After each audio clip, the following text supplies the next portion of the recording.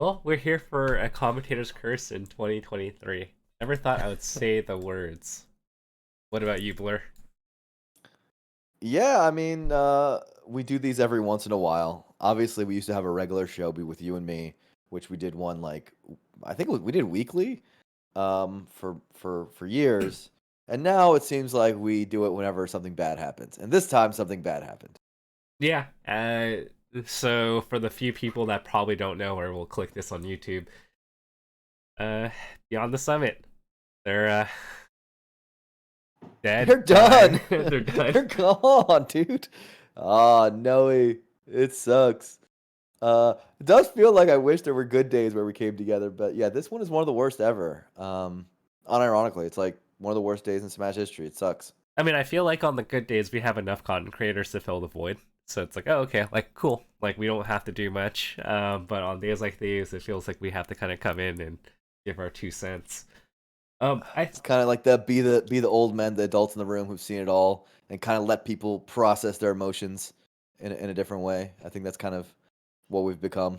Yeah, I mean, I think it kind of sucks in multiple ways, right? Like first off, like a lot of our friends have worked there, and like now they're out of jobs, so that just feels bad. On top of the guard and a bunch of other esports orgs just cutting left and right, so like I think a lot of our friends like it just feels bad that jobs. And then I feel like we've been there since Smash Summit 1 and we've had a lot of memories and a lot of great times. And it's kind of sad that we can't just come to a summit like it's business as usual. Yeah, I mean, I was a bit shocked by the news. I knew there was stuff going down. I mean, I've been talking to the people behind the scenes about some of the toughness. I didn't know it was going to lead to something this insanely drastic. Like entire company shutting down. But I really respect, especially LD and everything he's built, and I actually respect how he handled this as well. Um, I think he handled it well. Gave people a lot of dignity. Gave them a as soft of the next as you can expect with something like this, and he just gave everybody a really good run of events and participation that we're all really proud of. Even the people who aren't in the company, like you or me, feel a huge affinity and tie to the company, right? I never worked there, but I feel like I did, and that's how good of a culture that they had. And truly one of the best organizers the scene's ever seen. Just an amazing, monumental impact on all of our lives. And so it's terrible to see them go. It's definitely horrible timing with VGBC and Panda back to back. We just lost our three biggest organizers back to back to back. It's very bad. Um, and I really feel for the people involved, right? I want to spend some time sharing memories, my favorite summer memories, and also like think about them, because as esports is imploding, it really makes you reflect on like, where to go from here, as well as like on an individual level, like where do I see my friends going from here, right? I think with my conversations with a lot of them, it's like I don't know if they can stay in the industry, and how will that affect things, right? Yeah, I mean, you look at like a lot of like videographers, editors, and stuff. They're just like looking for work, and it's really sad to see. And I think one thing you touch upon about like LD being an all around good dude. I think one thing that's always impressed me about the Smash Summit staff, or like the BTS staff rather, is that a lot of people came in. BTS would take a chance on them as like new people into the industry, and you would see the level up of them in their skill set and their craft over the few years they'd be there. And then like when they come out of the BTS kind of system, like they're like just rock stars at what they do. And that's one thing that I really admire about them. If you want to do a stark contrast with a company which I don't think runs things as well, um, Nintendo has roles in their company for Nintendo Versus, and they specifically don't hire people from the community. I've been told this because they feel like at some point their values might misalign with the community. BTS felt that their values aligned so strongly from the community that they specifically hired from the community, even people with very little experience going into it. Right, a lot of these people never had esports jobs, never had project management jobs, these sort of things, and this was their gateway, and this is became where they built up their skills. Very talented people, extremely talented people that did some insane shows, productions, did frankly incredible work. And I hope the rest of the world can see that. I know it's really tough when you go from esports to other industries because frankly, a lot of those other industries don't comprehend the scale at which we're working and how much is done with so little, right? When you say the words like, okay, millions of people watch this and thousands of people attended, they don't often comprehend it on a corporate scale because sometimes they're used to, when people do work, they go into work, they go 9 to 5, and that's it. And esports is a little bit more intense, and there's a lot more going on. And so, I really do think that they put on something incredible and something that like they're gonna remember forever, and we're all going to remember forever. So it was BTS was just sick. It was just super sick, and it sucks to lose them. Yeah, and I think I wanted to take a step back because we look at the landscape in, what was it, 2015 when they first started. Smash was starting to turn up pretty big, and I don't think a lot of people realize that we didn't have the couch personalities. Like we were starting to transition to people starting to get on camera a bit more. We were on Smash boards and starting to get on Twitter, but you didn't really know like the personalities behind the players until that couch came, and then you got to see people in a more relaxed state. And I don't Yeah. think we would have had the stories, the attachment to the personalities, both the commentators and the players, without Summit. What do you think about that? Absolutely, and that was before us, right? Like when Summit started out, it was created by two Dota commentators, and they had a vision, kind of like um, Take Story Cup, like in the StarCraft scene, of doing similar sort of content for the Dota community, and so they started doing couch content inside a house, right? That was like the beginning of what Beyond the Summit was. Smash never had that sort of format in terms of bringing that kind of culture into the scene, and by adding that into the community, I think it did a lot for building player narratives and overall scene narrative that we wouldn't have had otherwise. What we were used to doing is just running a set on stream with commentators on, and then going to the next set. You guys are very familiar with it, but that sort of content never what made us able to build up people's personalities in quite the same way as the skits, the like various side content, the all the different things that go into some of the mafia. I'll miss mafia a lot. Yeah. That was a lot of fun.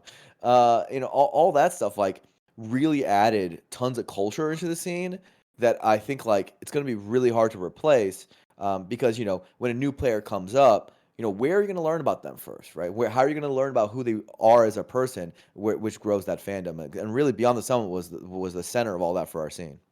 Yeah, and I think during that time period, I think the commentators were starting to find their voice rather than like, because I think we're still trying to find our identity as like, what kind of commentators are we? Like, are we trying to copy like Artosis? Are we trying to copy like the more professional vibe? I really think it gave us the freedom to kind of experiment. And I think you brought up the skits, and I think the cool thing that I loved was that when we watched the skits in the first Smash Summit versus now, like you can see the improvement in like the level of acting that was portrayed from like the first summit to now.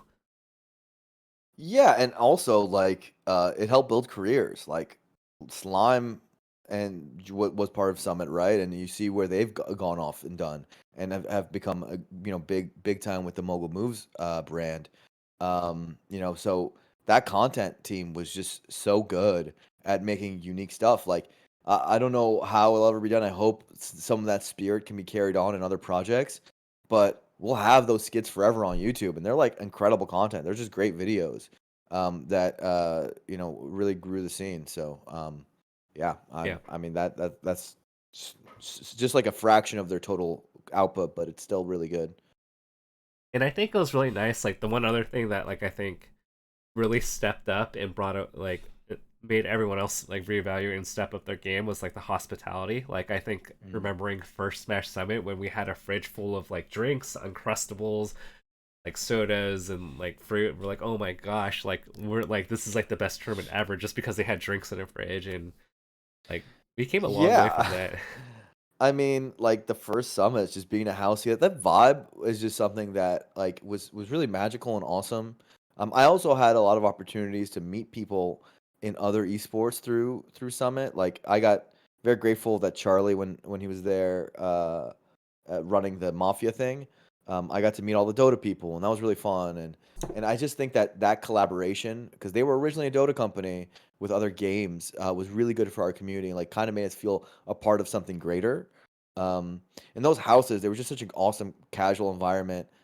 Shouts to Grace and early on for being for doing hospitality and project managing. In production, Rob, a lot of people that you guys might not know because they were behind the scenes, but all these people contributed to the growth of Smash in our community like incalculably much. Like they were the heart and soul of everything.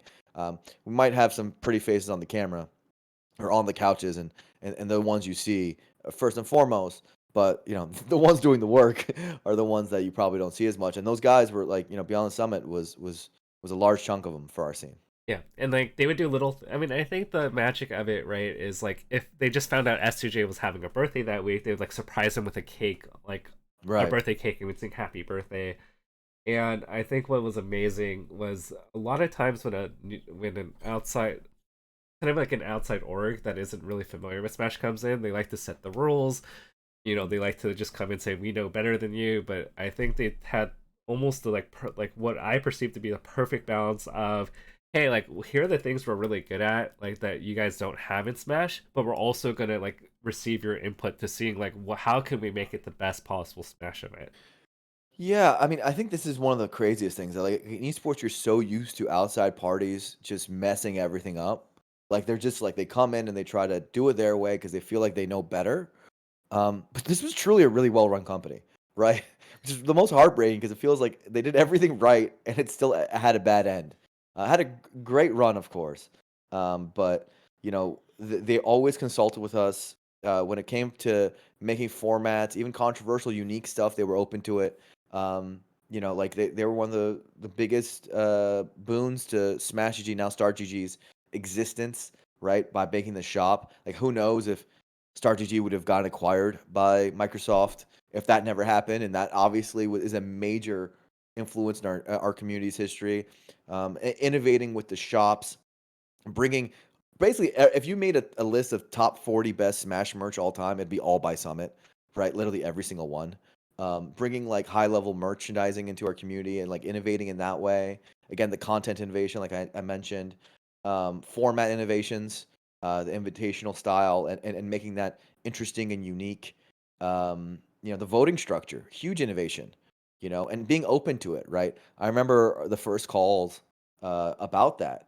You would, I don't know if other external parties would have ever, wanted to do something that's that risky and that's that questionable, but they were willing to run it. They were like, hey, yeah, we don't know if this will make money, but it's such an interesting idea that it might, and we want to try it, right? And they were open to that sort of big gamble and end up paying off massively, right? Not only did the idea work, but it was like a sensation and something that we all got behind.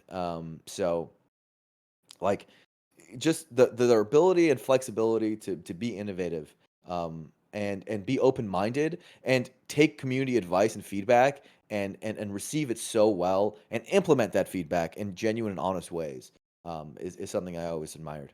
And I think they proved that like people were willing to spend money. Where I think a lot of people were like, "Oh no, like there's no way we can make $100,000 prize pot like Smash is broke." Hmm.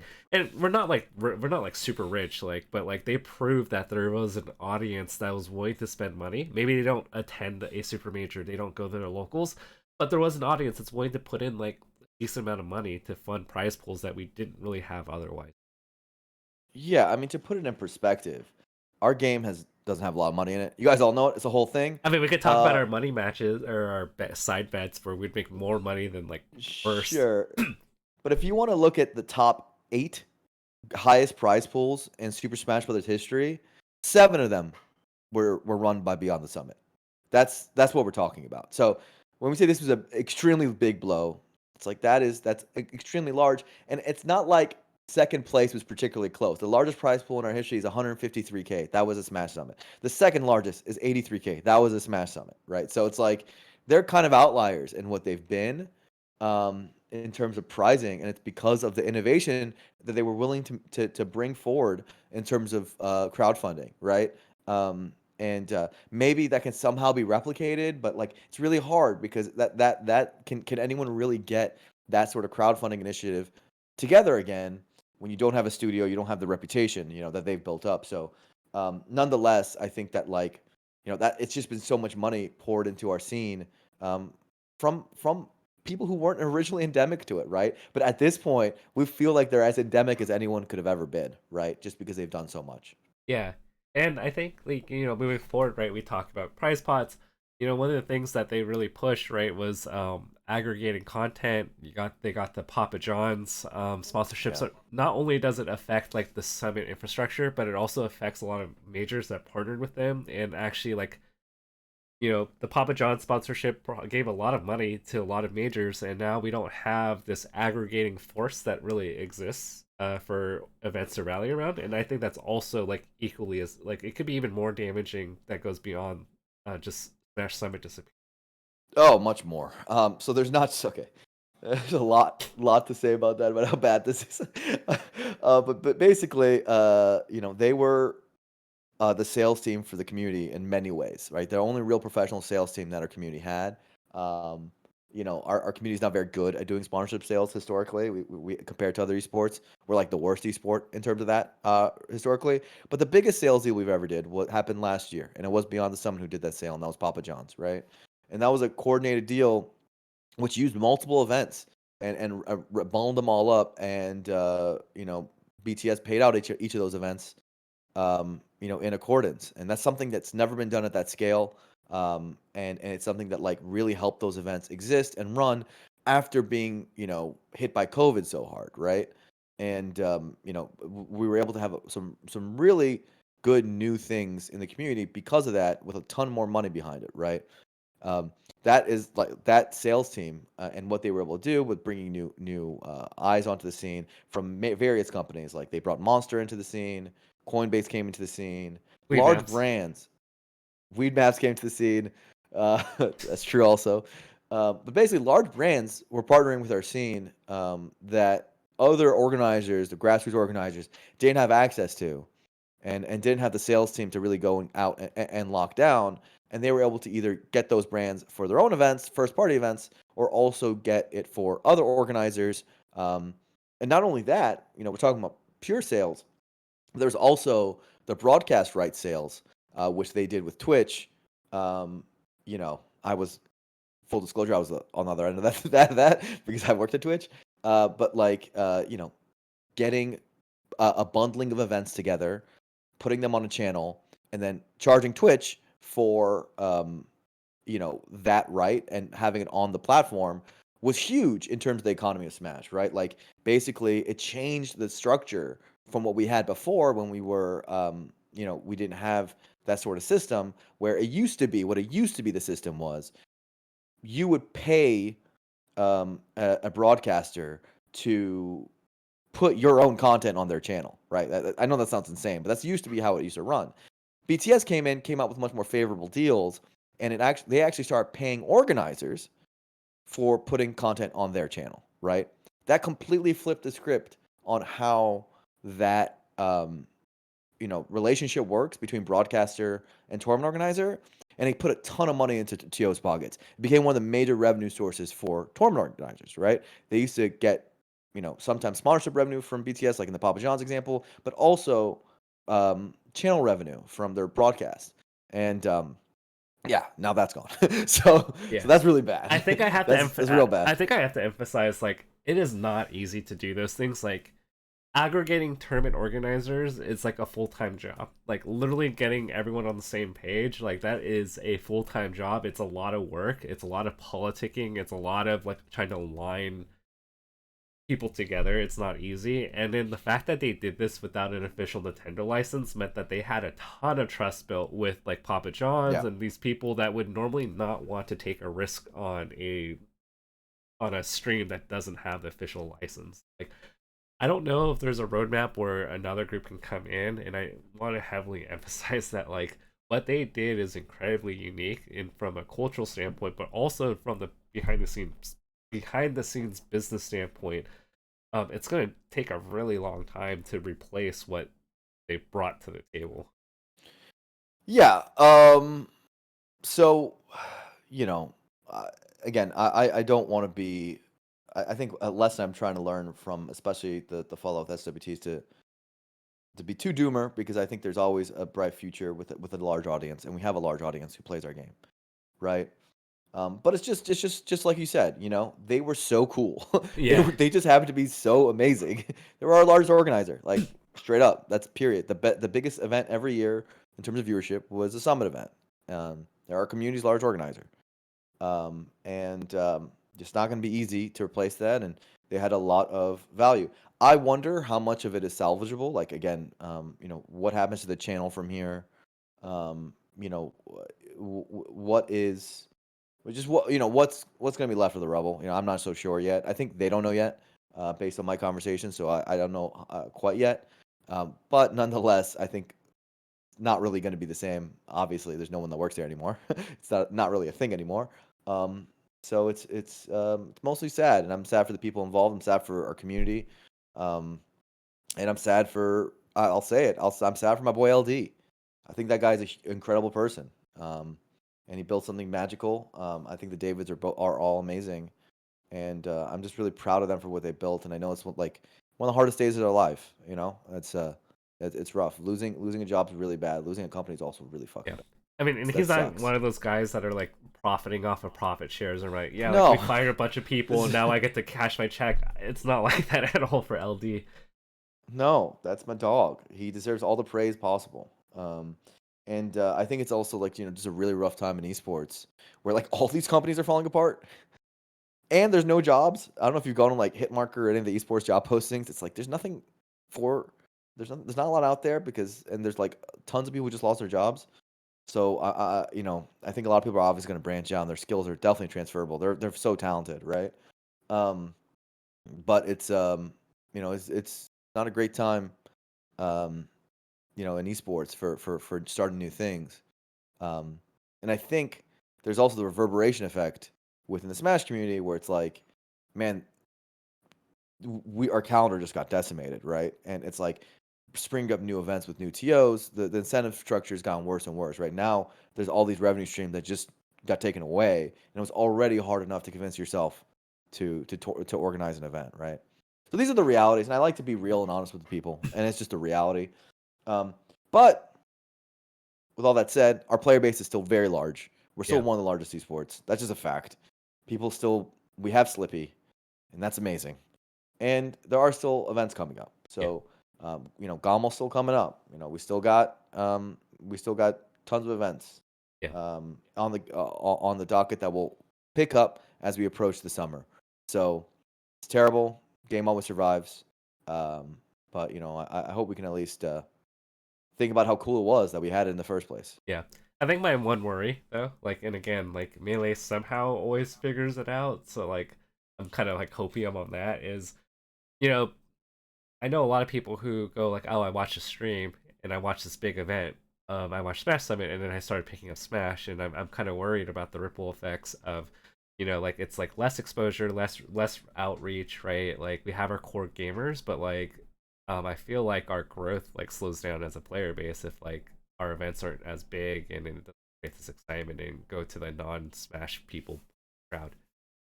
Yeah, I mean, it's like, how do you grow from here is a big question. Like, I think sustaining or being at a steady state or slight decline every year. I think we all know how to do that. We just keep running tournaments.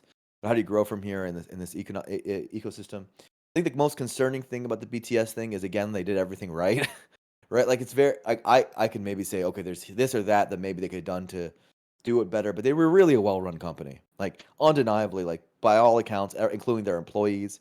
Like you know how rare it is for a company head to lay literally everyone off, including themselves, and all the employees to like still love them. Like Yeah, that's not normal. Usually everyone hates the guy who did that. But this is a scenario where everyone's like, damn bro, hugs. They're all hugging it out. They're like just basically crying in each other's arms, right? Like that's legitimately how loved the company was within among themselves, and frankly how well run it was, right? Like it was really well run. No one who worked there would say otherwise, right? And so, like, when a company like that has a hard time, and if you look at like the core reasons why ultimately, it came to this, which I can go through right now, it really was it was a small dog getting pushed out by the big dogs. In America, capitalism. Shoutouts to that. And by shoutouts, I mean of course anti shoutouts.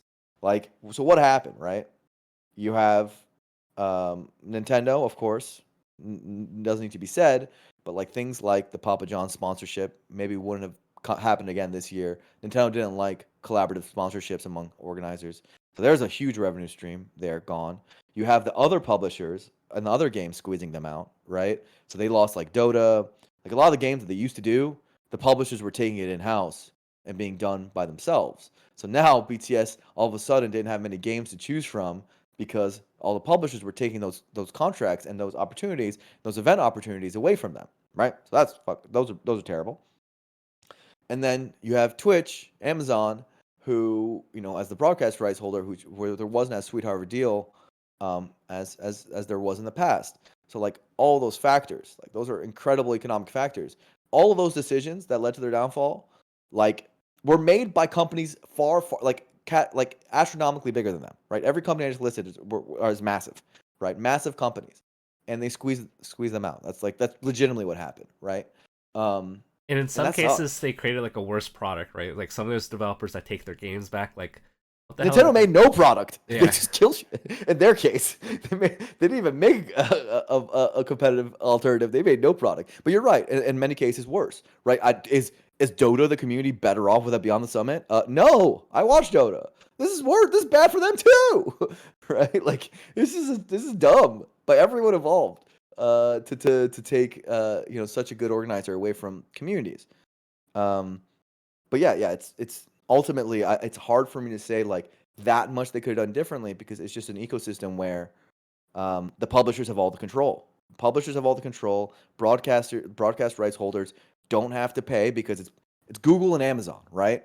This is such a marginal part of their total earnings that I guess they could pay out. But if you get the wrong BD manager, if there isn't a Blur on the other side or some other some person who really fucking cares advocating for a deal, maybe it won't happen, So this is your uh fault for leaving Twitch, is what I'm hearing. no, come on now. I don't think even if I stayed, nothing would have changed. That company changed a long time ago, right? It's nowhere. It's a shell of itself. Yeah, yeah, But the general idea of like, that such a large part of their business was out of their hands and on these large platforms. The YouTubes and the Twitches are just become too large.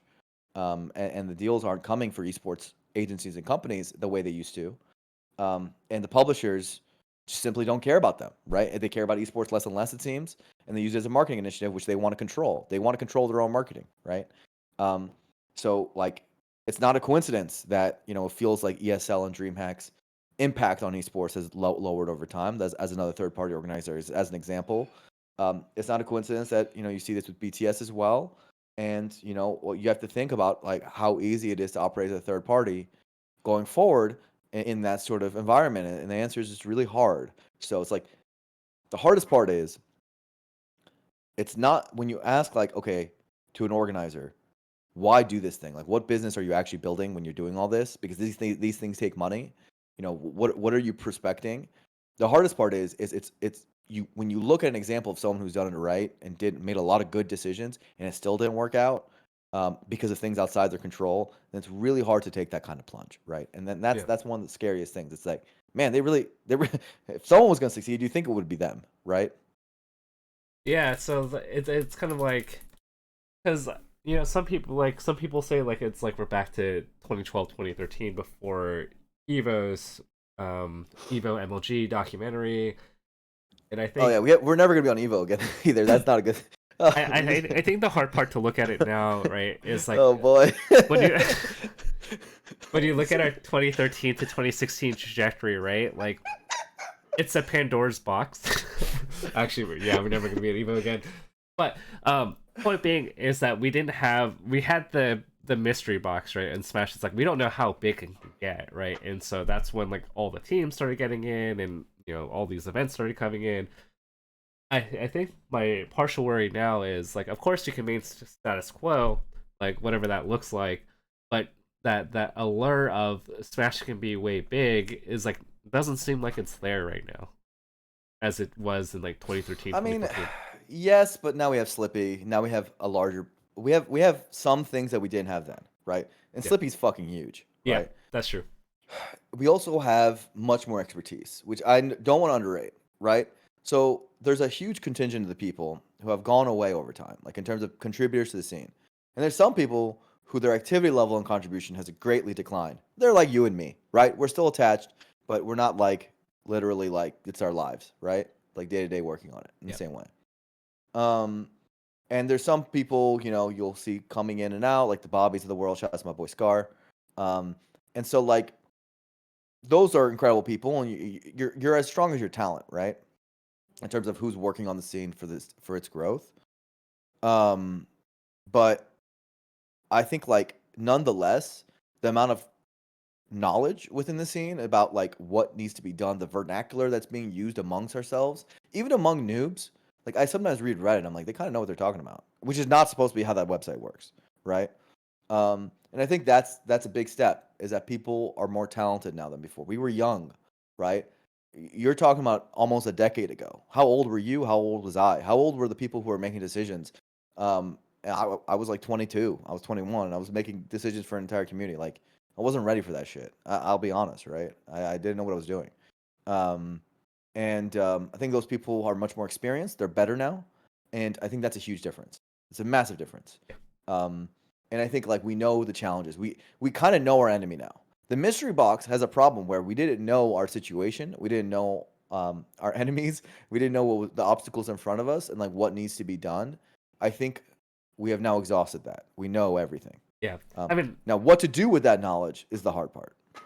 it still feels like we have like the ragtag energy vibes to it, but like we still need like BTS, and I'm not gonna glamorize Panda, but at least like they were catalysts for like organizing stuff. Like it feels like less and less we don't have a pulling force, right? It's like we have a bunch of money, resources, energy, excitement, passion, but then what do we like? Who's that person that orchestrates things together into something greater, right? Because if we go with status quo, Big House is going to take care of Big House. Genesis is going to take care of Genesis, right, as best as they can. Like all the events, Riptide will take care of Riptide. Gommel will take care of Gommel. Like, but there's nothing centralizing a concerted effort toward making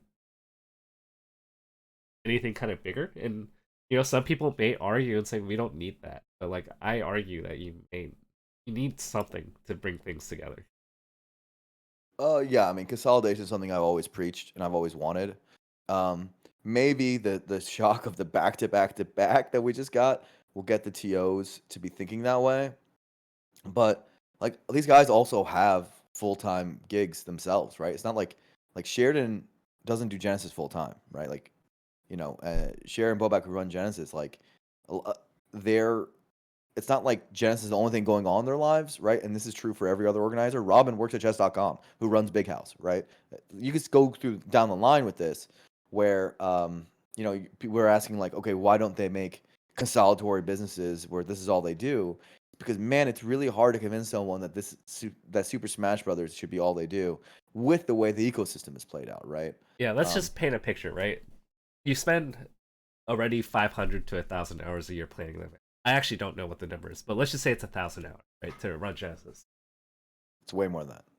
Well, to Probably. run one Genesis, maybe I don't know, maybe you're right. I mean, they have streamlined their processes, right? So let's just say 1,000 hours.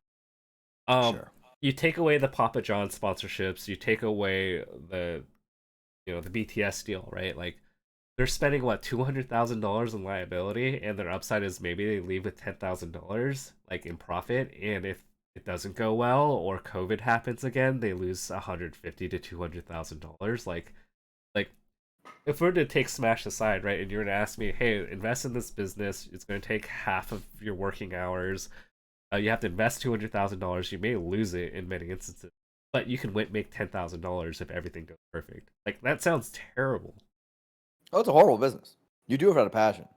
But it's like you do some things out of passion as a side thing, right? You don't do it as like your main thing when you have families, Yeah, right? These are but old. They're getting older. I think the issue I have here, right, is like anything that adds to the profit margin's huge, right? Like if Oh that yeah, it's huge, like if Papa huge. John's, like you had the Papa John sponsorship and the stream revenue that you get with BTS, maybe that 10,000 turns into 60 to 100,000, and it doesn't sound that bad, but right, like when it's just 10K, like it's really like if it's like 10K, like I may not be interested anymore, right? Like people always say like I'm a sellout, but like it's a lot more tenable as a thing if I like make 50K if everything goes right, as opposed to 5 to 10K, and then Yeah, yeah. yeah. So it's basically like, but the scale of event that we're talking about is, I think like A good example would be like a full bloom scale event, which is like 200, 300 people in a college place.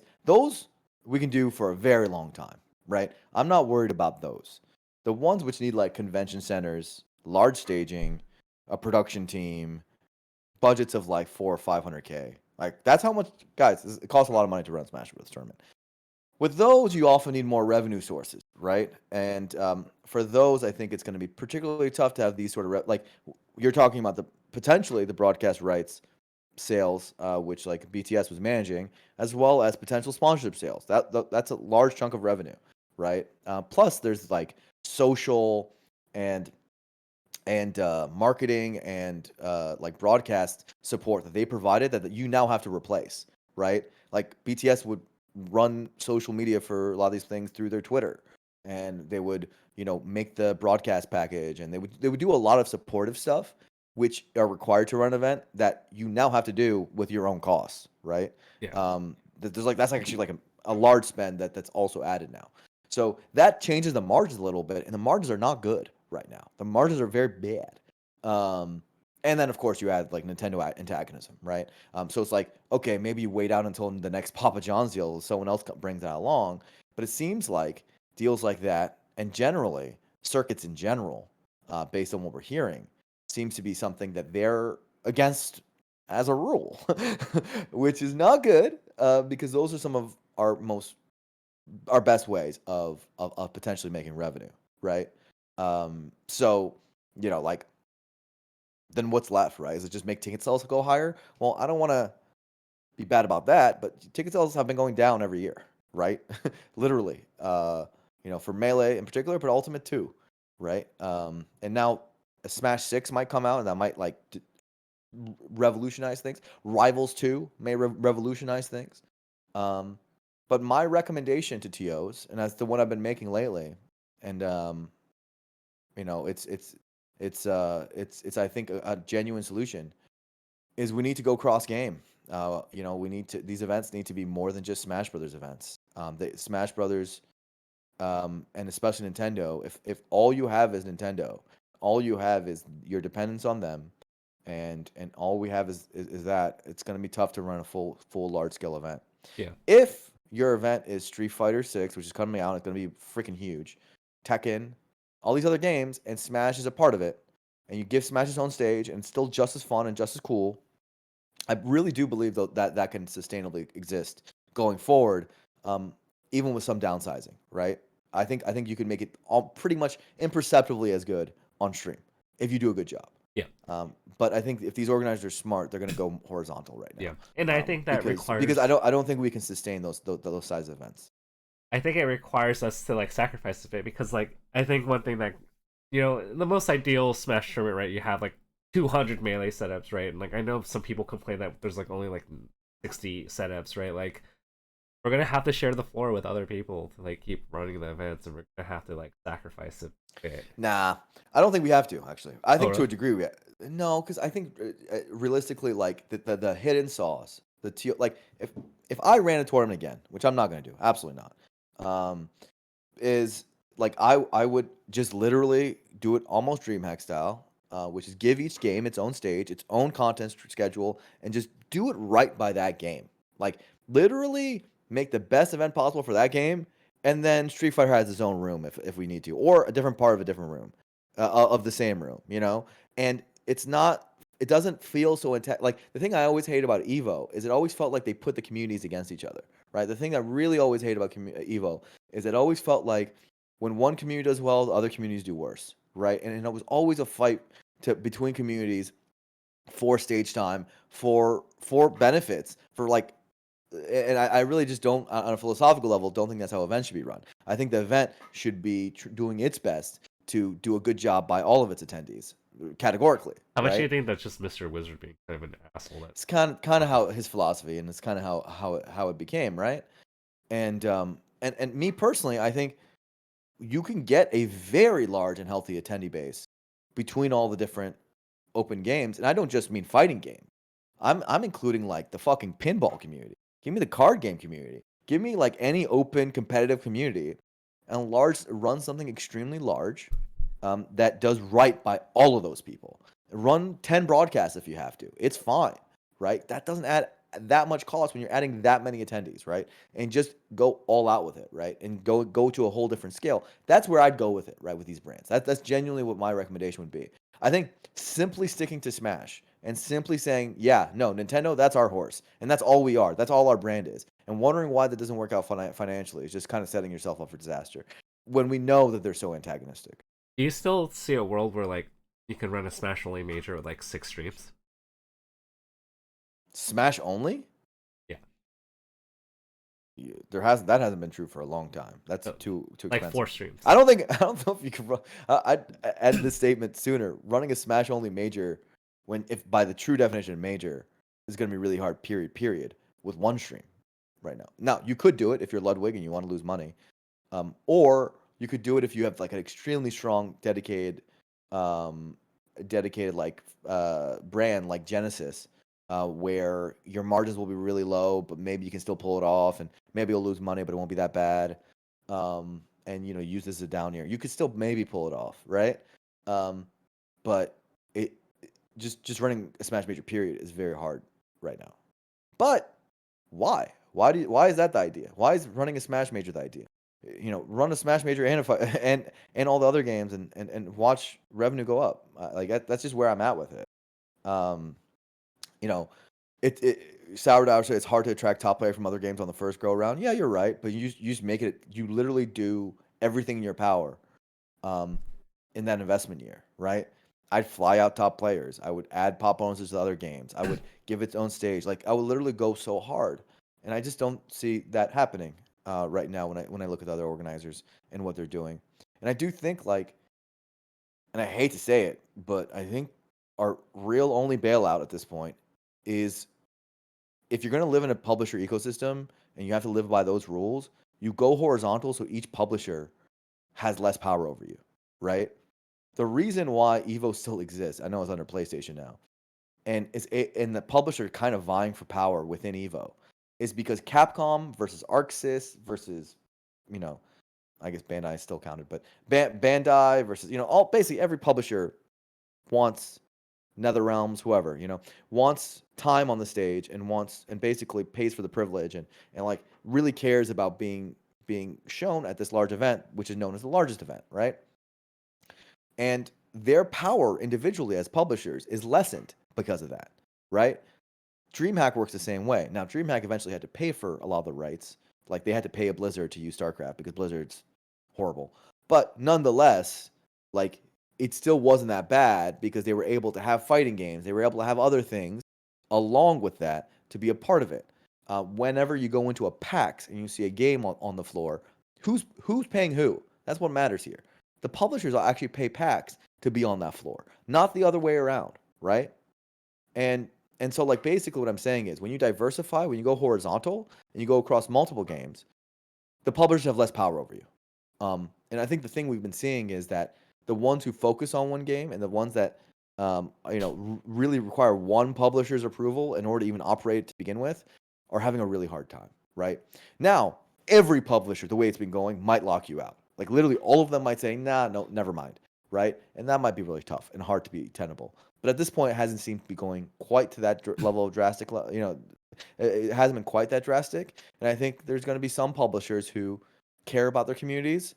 Um, Hopefully, maybe one of them will come up and rise up. Maybe it's Rivals, for example, and that's the one you can lean on. A new game would do us a lot of service, right? Like a new platform fighter that actually, you know, was one that the competitive community wanted to play, in mass, would do us a huge service. It would help our scene a lot, not only to play our own Smash games, but just to make it so that organizers are less dependent on Nintendo. It's so gnarly that those are the steps I have to do to just like work. I guess, man. I mean, I don't know. I don't think it's that hard. It's just something that someone would have to do. I I mean, don't you're know if we asking have. them to run a PAX like that doesn't just happen.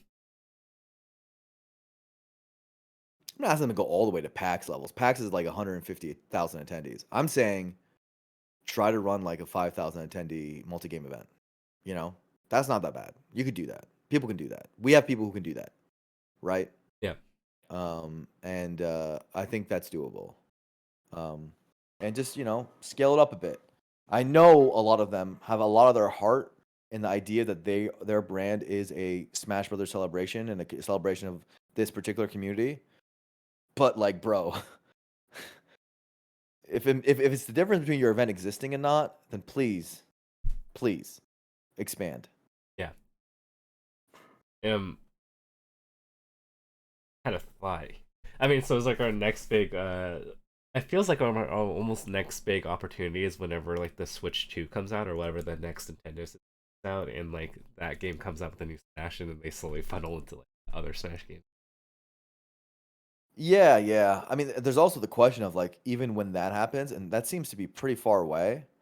Um, you know, like we're probably still 2-3 years out of next Smash Brothers to get released, right? So we have 2-3 years where we have to like pace ourselves, right? At minimum. Even when that comes out, like, is it gonna be a new game? Is there gonna be a Smash game? And it's like, is it gonna be a new one? I have a inkling in my head if I know how Nintendo thinks that they're gonna do a Mario Kart 8 sort of situation where they kind of re-release Ultimate with like maybe new DLC or new characters. It feels like they kind of made a complete game in Ultimate, like that fulfills the vision they made. Yeah. So I wonder how much of an impact an Ultimate Deluxe, as people in chat are saying, would make. But nonetheless, that is the next big boon. Would be a new Smash game. That I would think. obviously change things. I mean, I think it's a lot. I mean, because you see this with the Pokemon games where there's just so many assets. So it's like at what point is it just like better not to like rewrite the respin the wheel, right? Like Pokemon, you have Yeah, I mean, 900 assets. right. Is it like just know Nintendo? They love re-releasing things. More than half the games they put out nowadays are just effectively at the asset flips into sequels, right? Like it's you don't have to go far to think. Look at like the people talk about Activision and Call of Duty as if like that is like the ultimate example of sequelitis in the industry. It's like no, Nintendo is literally insane with it though, and they're using what's effectively an Xbox 360 in terms of hardware, ancient hardware, to do it. But nonetheless, like if you just know them, that's probably what they're gonna do. This was one of their highest budget games. They want to dip twice into the well, probably. Do you have So the one route that we went, right, and it failed again, partially for different reasons this time. Where like we, I guess for like almost the past decade now, have tried to course Nintendo into a circuit, right, with the Twitch iteration, the Red Bull iteration, HTC, and all you guys that did it like 2016, 17, 18, didn't work out.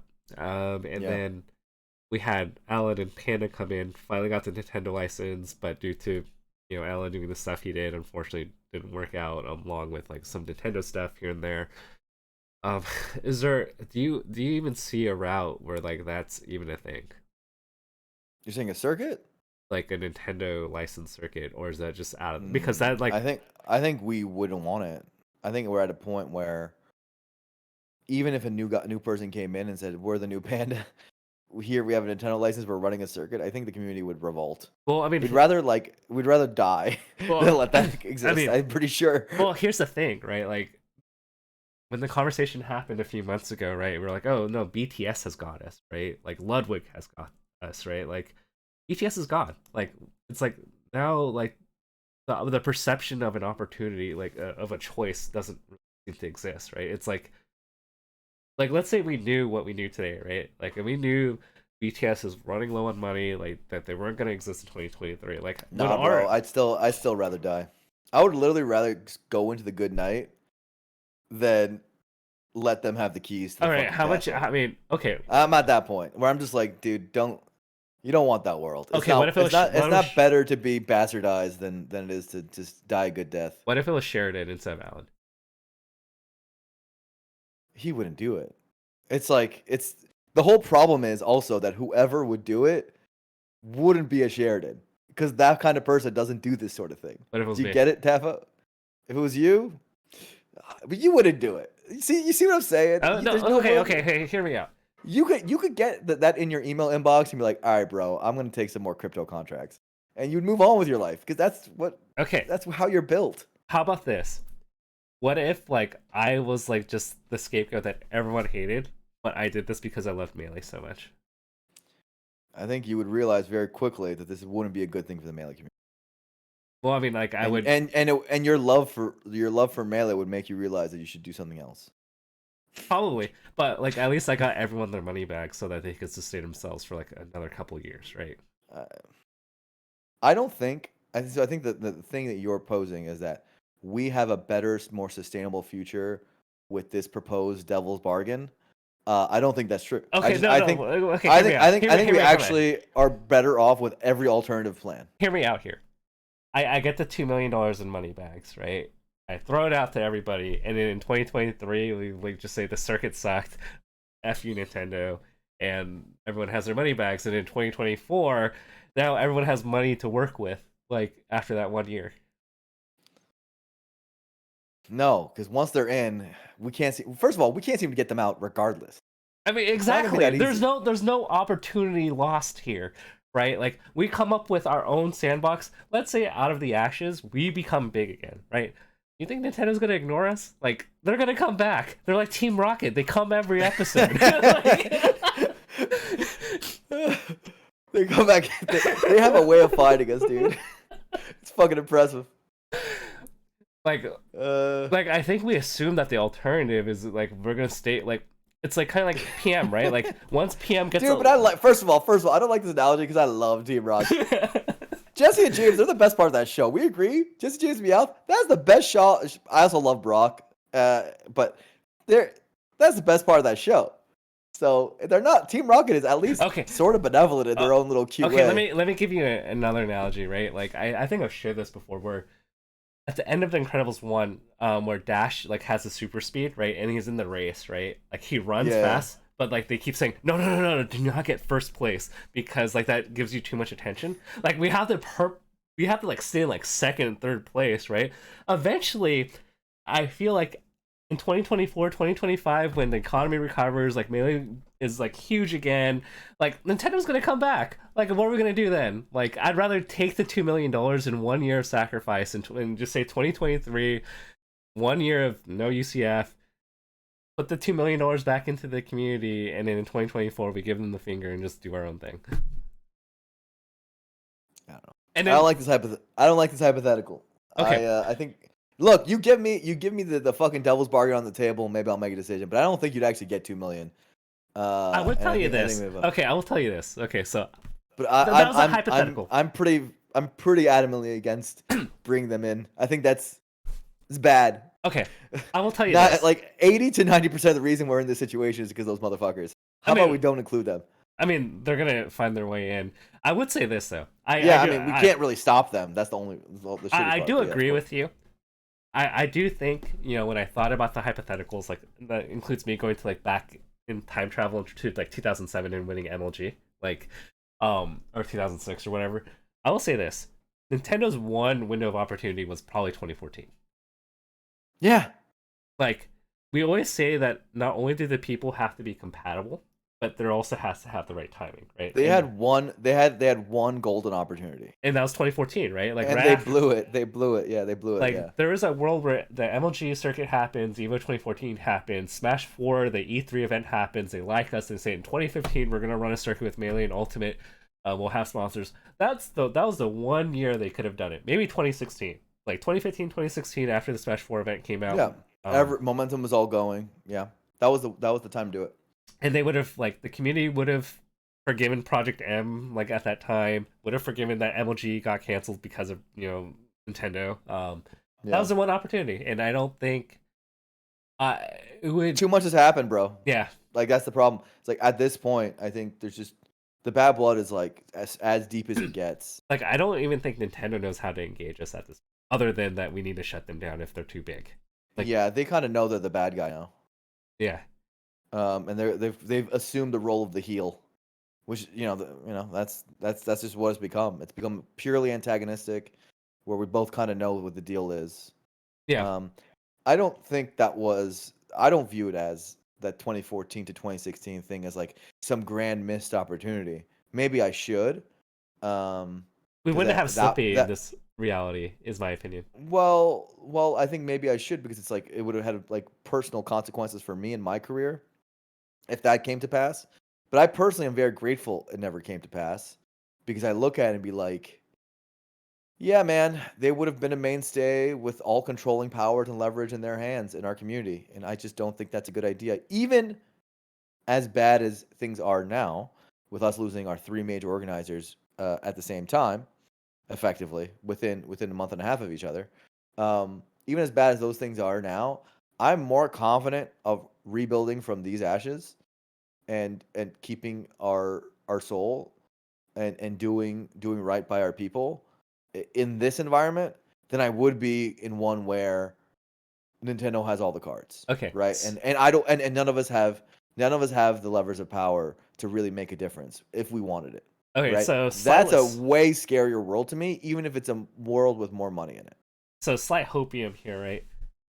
I'm making you the magic 8 ball personified, right? I'm shaking it up and I'm asking how does it rise out of the ash, right? In 2023, 2024, I'm asking you, Magic Blur Ball, like how does that come to pass? Do I give my honest answers? Because I really think there are some good ideas and good ways. Okay, Um, so we're gonna eliminate the convenient ones, like Ludwig, like just becoming a billionaire, or crypto. We'll just throw those out the window. we're just throwing all Ludwig out of the window. Lud's probably the best thing we got right now. Poor guy has so much on his shoulders. That's not fair to him, you know? Like, he's just a fucking YouTuber, bro. He's not like, do people like, people have to understand that, right? My man just makes YouTube videos. Uh, He's like Pablo in the Little League baseball game. He's like that overpowered kid in like the like kids like sports movies that everyone looks up to. Like, yeah, it's like, but at the end of the day, we're all kids. My man's just making YouTube videos with fucking memes and shit. Um, so I think like I said, we look at the event organizers that we have. We hopefully do some cross pollination work with the new influx of players in the FGC, and um, there's still some event organizers that we have that I think are going to be active. I think doesn't sound like even matchup stopping. Looks like Deer and Galint Gaming is still going. We'll see what happens with the Genesis and Big Houses, but they've been a mainstay. So let's see. A lot of course, these structural stuff is going to make it harder for all these people to operate, and we still don't technically know if VGBC is really dead, right? I don't think they know fully yet either. By the way, like, are they going to still run events? Question mark, right? Are they just done, or what? Are they going to take a year off? What's the deal, right? How bad is the damage? And they might, like I could see like they're running technically some stuff. Like I think Xandu's still going, right? Um, so they haven't completely shut the doors on themselves. They're still Golden Guardians. FlyQuest still cares about us. I'm having conversation with FlyQuest today, right? So it's like these conversations are continuing, um, yeah, and I think so. There's people who care about us. So you look at those and you would try to make what I think is a multi-game solution to our future. And I think that's step one. Step two, I will and say before you get to and step this, two, yeah, before you get to yeah. step two, there are organizations that are hovering. I wouldn't say vulture is the best analogy, but they're like, how do we fill the shoes of BTS and Summit? Like, so there are Like who are you conversations. talking about? Who are you talking about? Oh, I can't reveal like conversations, but like these are coming in my direction. Um, Yeah, I get an influx of like I think similar things where people see a void and they're like, "Hey, weekend open though?" I'm like, "All right, all right, bud." Um, so hey, right, like I said, we have a large audience. Large audience is important. People care about our game. So there's something to be said for that. No one knows how to use that large audience to make money and do a sustainable product, but they know how to.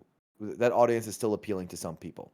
hey, and we're Um, like in our 30s now. Like we're not like 15, 16-year-olds. Like we're starting to get into our late 20s and we that's what I'm have money. saying. We're so much smarter now, But we and we're also have smarter now, money. Our audience and we that have money now. watches money. Yeah, community's tight. We have core contingent of like 100,000 plus people, right? Undeniably. That go to stuff and care, and are a big part of it. Much more than that in terms of viewers, right? Large esport. They can't take that away from us, right? No matter what, especially when you include Ultimate. Um, you have the content creators like the Mangos and the H boxes of the world who could create more stuff if they wanted to. H box is doing Coinbox. That's not going anywhere. That's pretty dope. And uh, you have within their like their content camps, you have like their potential teams that could maybe contribute or be a part.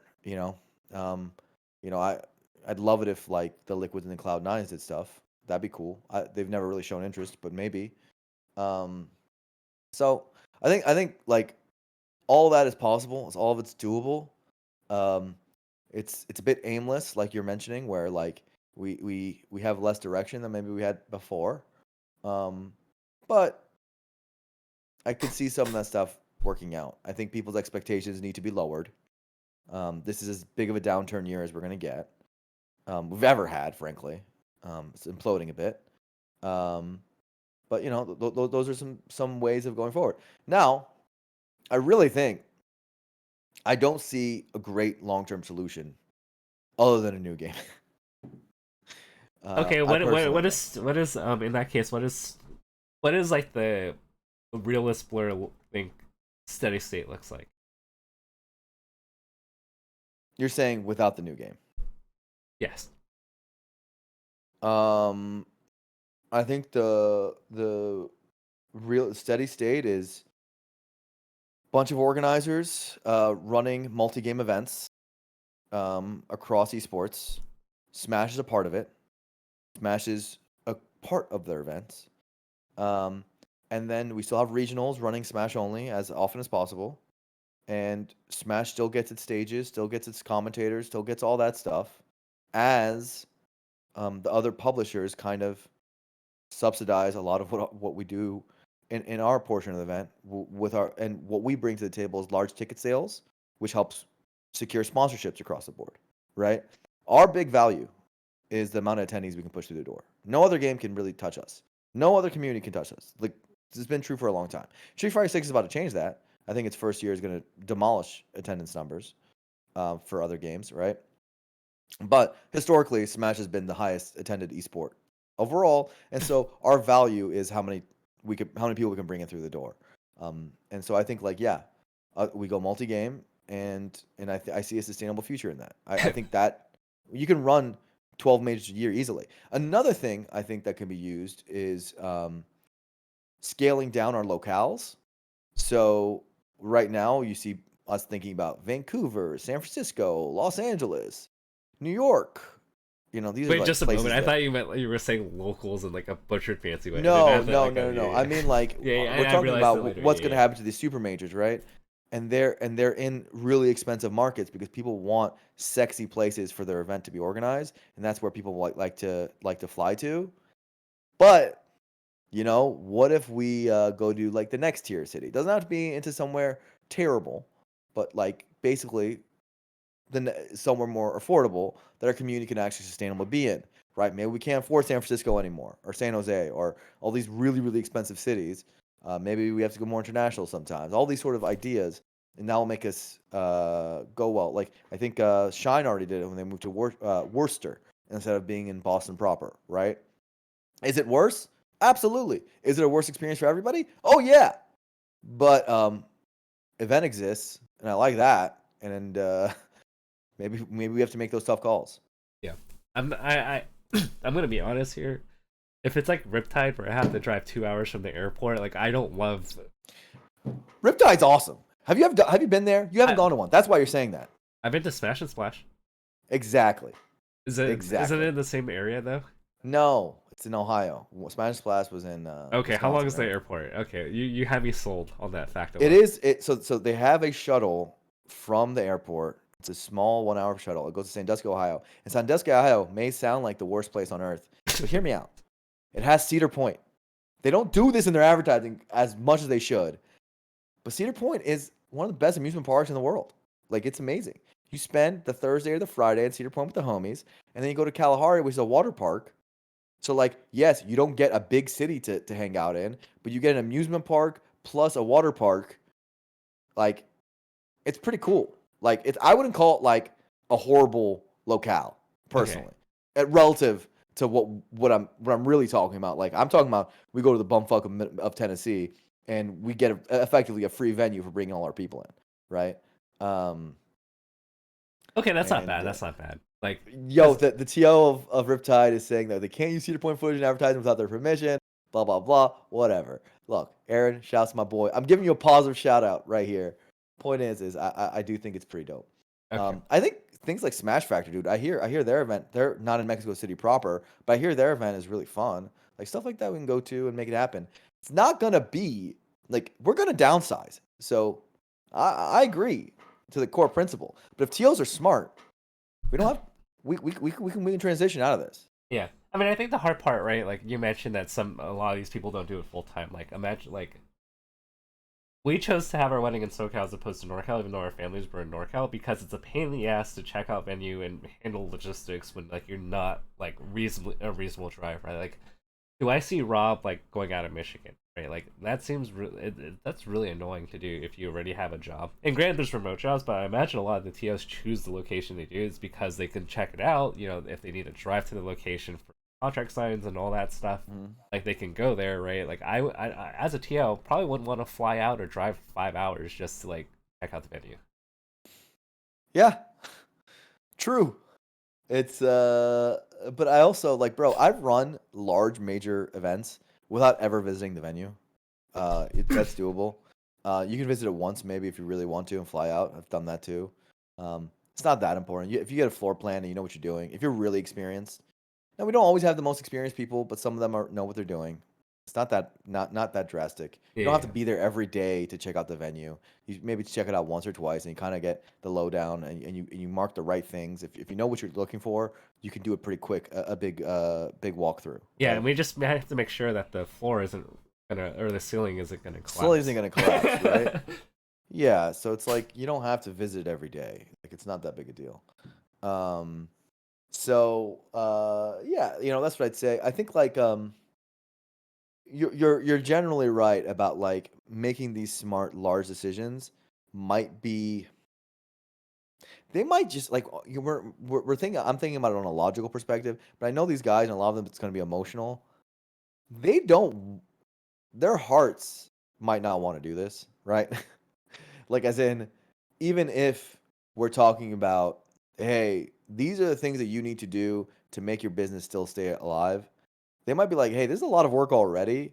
You're telling me add like 5 more games on my plate, um, change the scale of what I'm doing, uh, approach it in a completely different way, completely kind of change the brand that I've worked on up to this point in order to make it functional for a thing that like has kind of been a strain on my life for so long, which a huge financial risk and like a huge time sink. When I have this whole other career that I've been, that's actually my main focus, right? That's the emotional aspect of it, and I think that's where TOing becomes tough. Yeah, Um, and it and is. so you're right about that. You're right about that. And I am no hypocrite. Why am I not running events? Because I think it's a horrible idea. and so I don't do it for a reason, bro. Like I get it. I understand. But if you're crazy enough, if there's someone still out there who's crazy enough, I have an answer for you of how I'd advise you in terms of how I would do it if you're still one of those people, right? We don't have many of those people left, and Yeah. many of them have moved on, and many of them aren't crazy enough anymore. Well, I But I mean, know the power is in our youth, man. And hey, maybe Contra wants to do it. If Contra wants advice, Blur will tell him how I'd do it, right? And he'd use my 10 decades of experience, my 10 plus 20 years of experience you're to old. run it the right way, and he use his youthful passion for something smart, for something he wants to do, Oh, right? okay. So you know this question way better than I do because I'm like I know the Jungle Guys, the Sheridans, the people who are a little bit older. But how does our TO funnel even look these days? Like, I know we have the NorCal like powerhouse duo, but like I can't really think of that many new people that are rising up and being inspired to be like, yeah, I want to run the next major. The NorCal powerhouse duo hasn't lived in NorCal for like forever now. Sheridan's in Portland and Bobak's been in SoCal, but you're right. Um, Wait, you're saying what's the? don't Jade and Connor live in? Oh, you're talking about them. I Yeah, didn't know. I was thinking about the Genesis guys, just because yeah, that's yeah. they've always been thought about as the NorCal powerhouse. Um, and I mean those. Connor and Jade don't have like a major series of their own. I think they're doing major upset now. That might become big. We'll see. Um, I think like, hey, Brandon just ran Bemi and ran along with Connor and Jade, so that's a collab, and ran that New Year's thing. That was, of course, Brandon's always putting the seat on his back. Shouts to my boy. Um, there is Aaron, who runs Riptide, who unfortunately sounds like this one he wants to make his last Riptide. So I don't know if that's going to keep going, but we'll see. Some people say they're going to stop and they keep going. Um, I haven't heard from Genesis that they're not doing anything next year, but obviously this stuff really affects their bottom line. Now you're saying new people, right? Yeah. Um, Because let's say there's attrition, right? Like one major every year, like up leaving, right? That's a reasonable estimate, right? Maybe it could be larger. it's a little more than that. Yeah, Yeah. it's more than that, but yeah. We have Collision rising up. Now, that's not a new TO. RJ's been running stuff for a long time. But that thing's going to be pretty big coming up pretty soon, right? Um, and so that's something. Obviously, none of it's going to replace all of Panda, VGBC, and BTS, right? So your attrition number is off by a factor of like 20 in this Yeah, yeah. case, this year. Um, so it's more about like, is our replacement value high enough?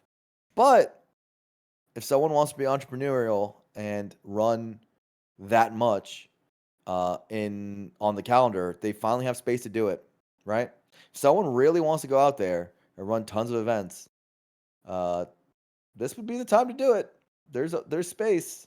There's space on our collective consciousness No, we to make really our do it. we make our melee top players coaches, and they coach influencers in best melee boxing. That's hype. That's hype.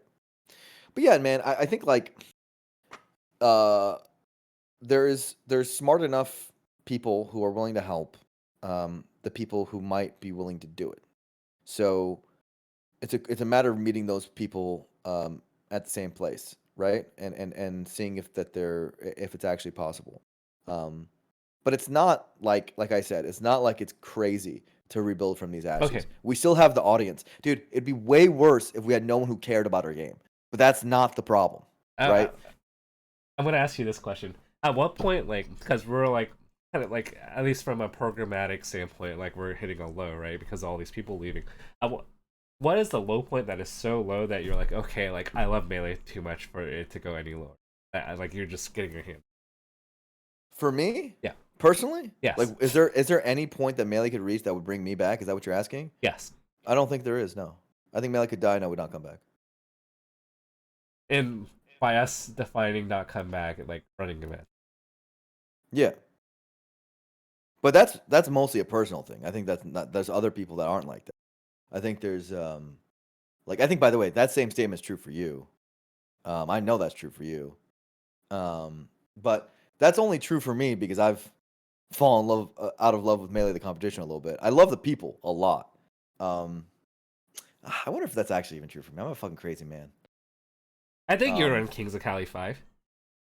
If there was the difference between no events and Blur gets to run Kings of Cali 5 and be the hero. Stop asking me to do shit. I'm literally the most prolific TO of all time. I've run more stuff. Can someone else do something, please? Can I just have a break? I don't want to do it. Run more events than any human alive. Let me go. Let me move on. Why are you looking at me, Tafo? What about you? You do something. Hey, I called the commentator's curse. Sick. Thank you. Idiot quotient said it's better than what else you're doing. You're right. I'm unemployed, but doesn't mean I want to lose more money. Come on. What's your bottleneck Uh, here? to doing this, Yeah. the fact that it's a horrible idea. My business sense in my brain is stopping me from losing money when I have no money. That is the bottleneck. Okay. What if So I help What people. if, I do a good job of whenever anyone asks for advice, I give it free of charge. I could okay. charge for it. I don't. How about this? But I work for your family. I suffer. I funnel half my earnings to you so that you can run the tournament. no one in this stream is gonna understand what working for my family means. Uh, Tafo, if you funnel money into it and I just have to be the smash savior, then I'd think about it. But I don't think you're gonna do that. Hey, I'm losing weight. I can sacrifice my body to help Are you your. losing weight now? You're looking good. Yeah, Hell yeah, you do look good. my You know like. how impressive it is to be in your peak physical form when you're a married man with no real incentive? That's hard to do. Well, I mean, Most people let themselves go. after. So I'm at like 180 ish now, but at 184 I start snoring. So that's my incentive. Oh, that fucks up your sleep, huh? And probably Vicky's sleep. Yeah. Yeah. But I haven't peak squatted yet, but I went from peak squat like just 2 months ago. Like I haven't really like I was taking it conservatively. Like I started off at like 165 about like a month and a half ago, and now I did like 6 reps of 315. Holy shit, you're 315 squat. I would have not guessed that you were that high. That's Yeah. pretty good. But I don't know what my max is because I did 6 reps of 315. 6 is pretty high. Yeah, yeah, Yeah. yeah. Usually, I mean, that's probably means your max is like 335, something like that. Yeah. 335, 345. That's And pretty fucking good. yeah, it's kind of crazy because we could squat in a building in LA and then get Kings of Cali 5 going. Bro, stop it. Let me let me live a peaceful existence. I have a lot of video games to play, Dude, and you that's keeping me lived a busy. peaceful existence for 3 years. I'm very itching to do work again, but I don't know if doing the things that I'm already good at is part of it. So you're I not gonna I do also anything. would need I would also need a way to make it sustainable. I actually do love running Smash tournaments, but I don't like having Nintendo's gun behind my head, and I don't like losing money. Personally, it's not a huge. You know how much money I've lost running all those fucking tournaments? It's not pretty. Like, how about it's hard to make money, man. So that's just All the right, how genuine about truth. we And it's get the same reason other TOs aren't doing it. It's not like I'm unique in this. how Like about other we get TOs Mr. aren't going Bitters crazy for a to reason. so once Mr. Bitters gets VC funding for his cat game, then we will Hmm. have him be the lead sponsor of Kings of Cali 5. It's like old times when Red Bull used to sponsor Kings of Cali. This is now we're really talking. You know, these are the desperation points we're at right now. All Uh, right, I'm trying to think of another option here. We can ask Papa Ludwig to go into his Look, account. man, if Lud wants me to run 10 majors a year and pays me for it, and I don't have to worry about the finances anymore, sure. Then we have 10 majors a year, and it wouldn't. Hey, you I get to work under Nick Allen again. I don't have it. I've never had a boss, and I never will. But I would like working with him. I like him. Look, if the finances part of it can be all right, I think running majors is pretty easy just because I'm really experienced at it. It wouldn't be that hard for me. I just think that I think it's mostly the huge financial risk that's involved in it that's tough. My approach to it has always been just to last few years is just to help the people out. I still take a bunch of calls with people and advise them and give them ideas and tell them my 2 cents. They don't always listen to me, but that's been try to use my expertise for some good. That's been my level of care. But um, you know, I think that there's if we could somehow make a world where you know the prospect of running that many events wouldn't lose me hundreds of thousands of dollars, then maybe I'd do it. Okay, so I will But I'm sacrifice my not body and very work for your interested. family. This is what All it right. sounds like. Yeah, how about that? How about that? Make someone else make a sacrifice instead of me. I like that.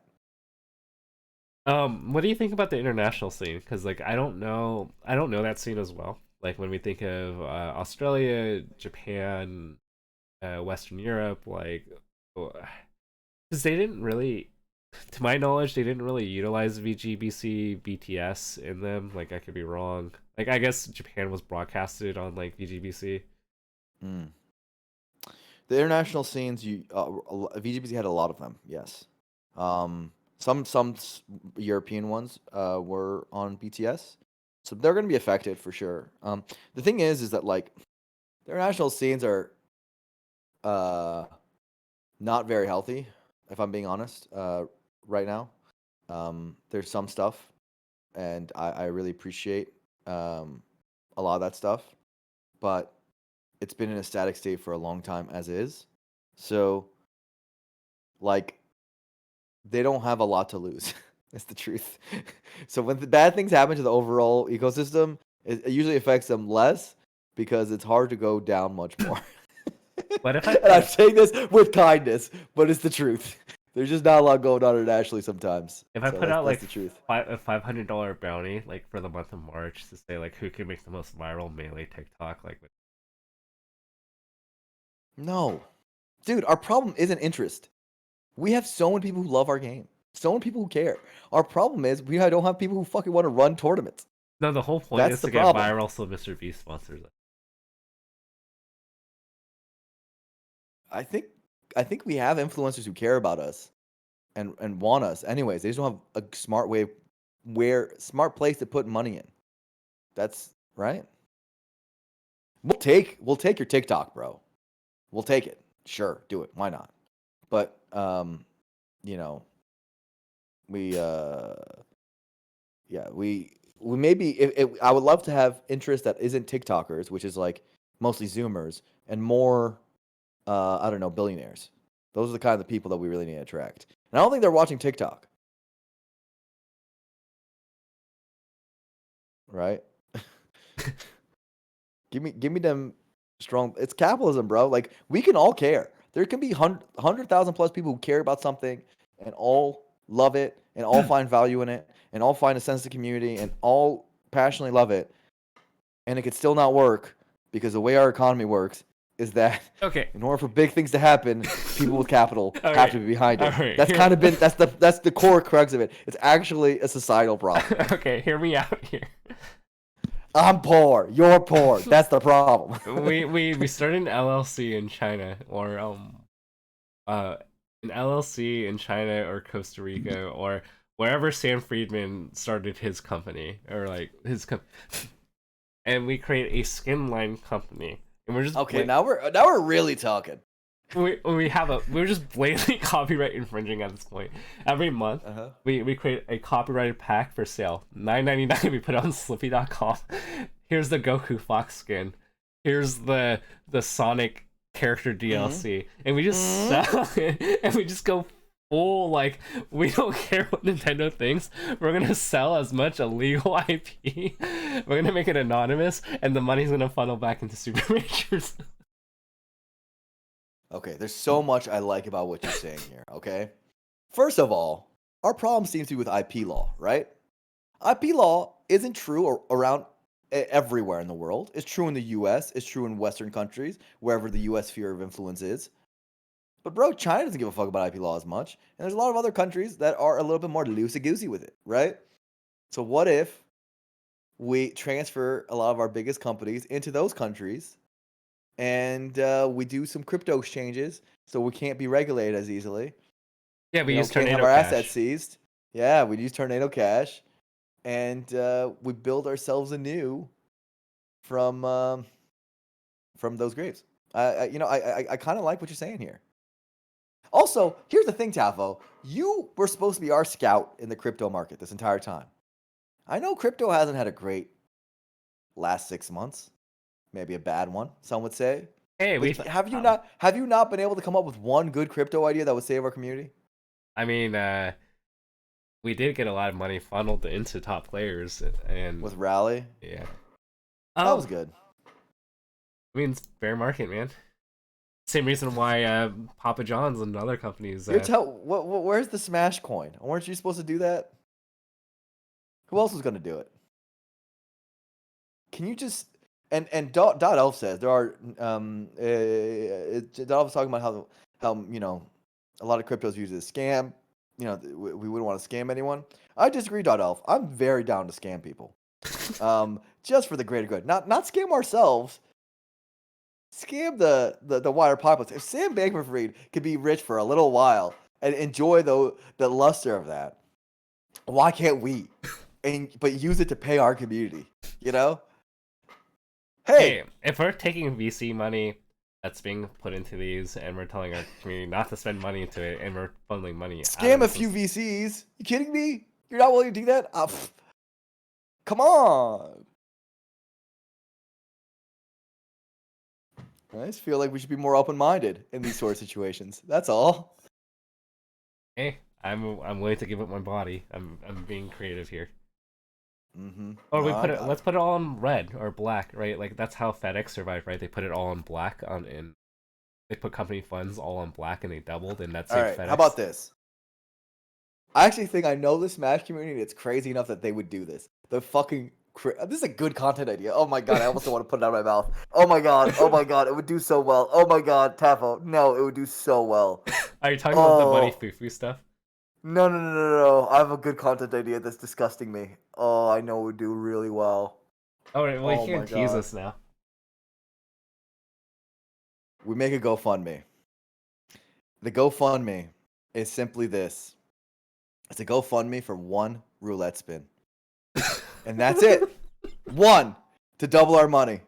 That's it. We pool all of our money together. All of it. As much as we can. We stream this roulette spin on kick.com. We have the biggest stream ever. The biggest stream ever on this one goddamn spin. And then you make it one spin. You don't make it more. You just fucking let it go. Right? We gamble our entire community's future on this one spin. I'm talking about we go from 250 to 500. And then, okay, here's the crazy part. And then you make a voting system for one more spin. You make a voting system from anyone who put money in can vote with their money to spin or not spin. And we go until we vote no. And that's how much money we have. You're telling me we don't get a shit ton of viewers on that? The viewership would be fucking crazy. Crazy. A whole community doing one last gamble for the ride? That is... Oh my god!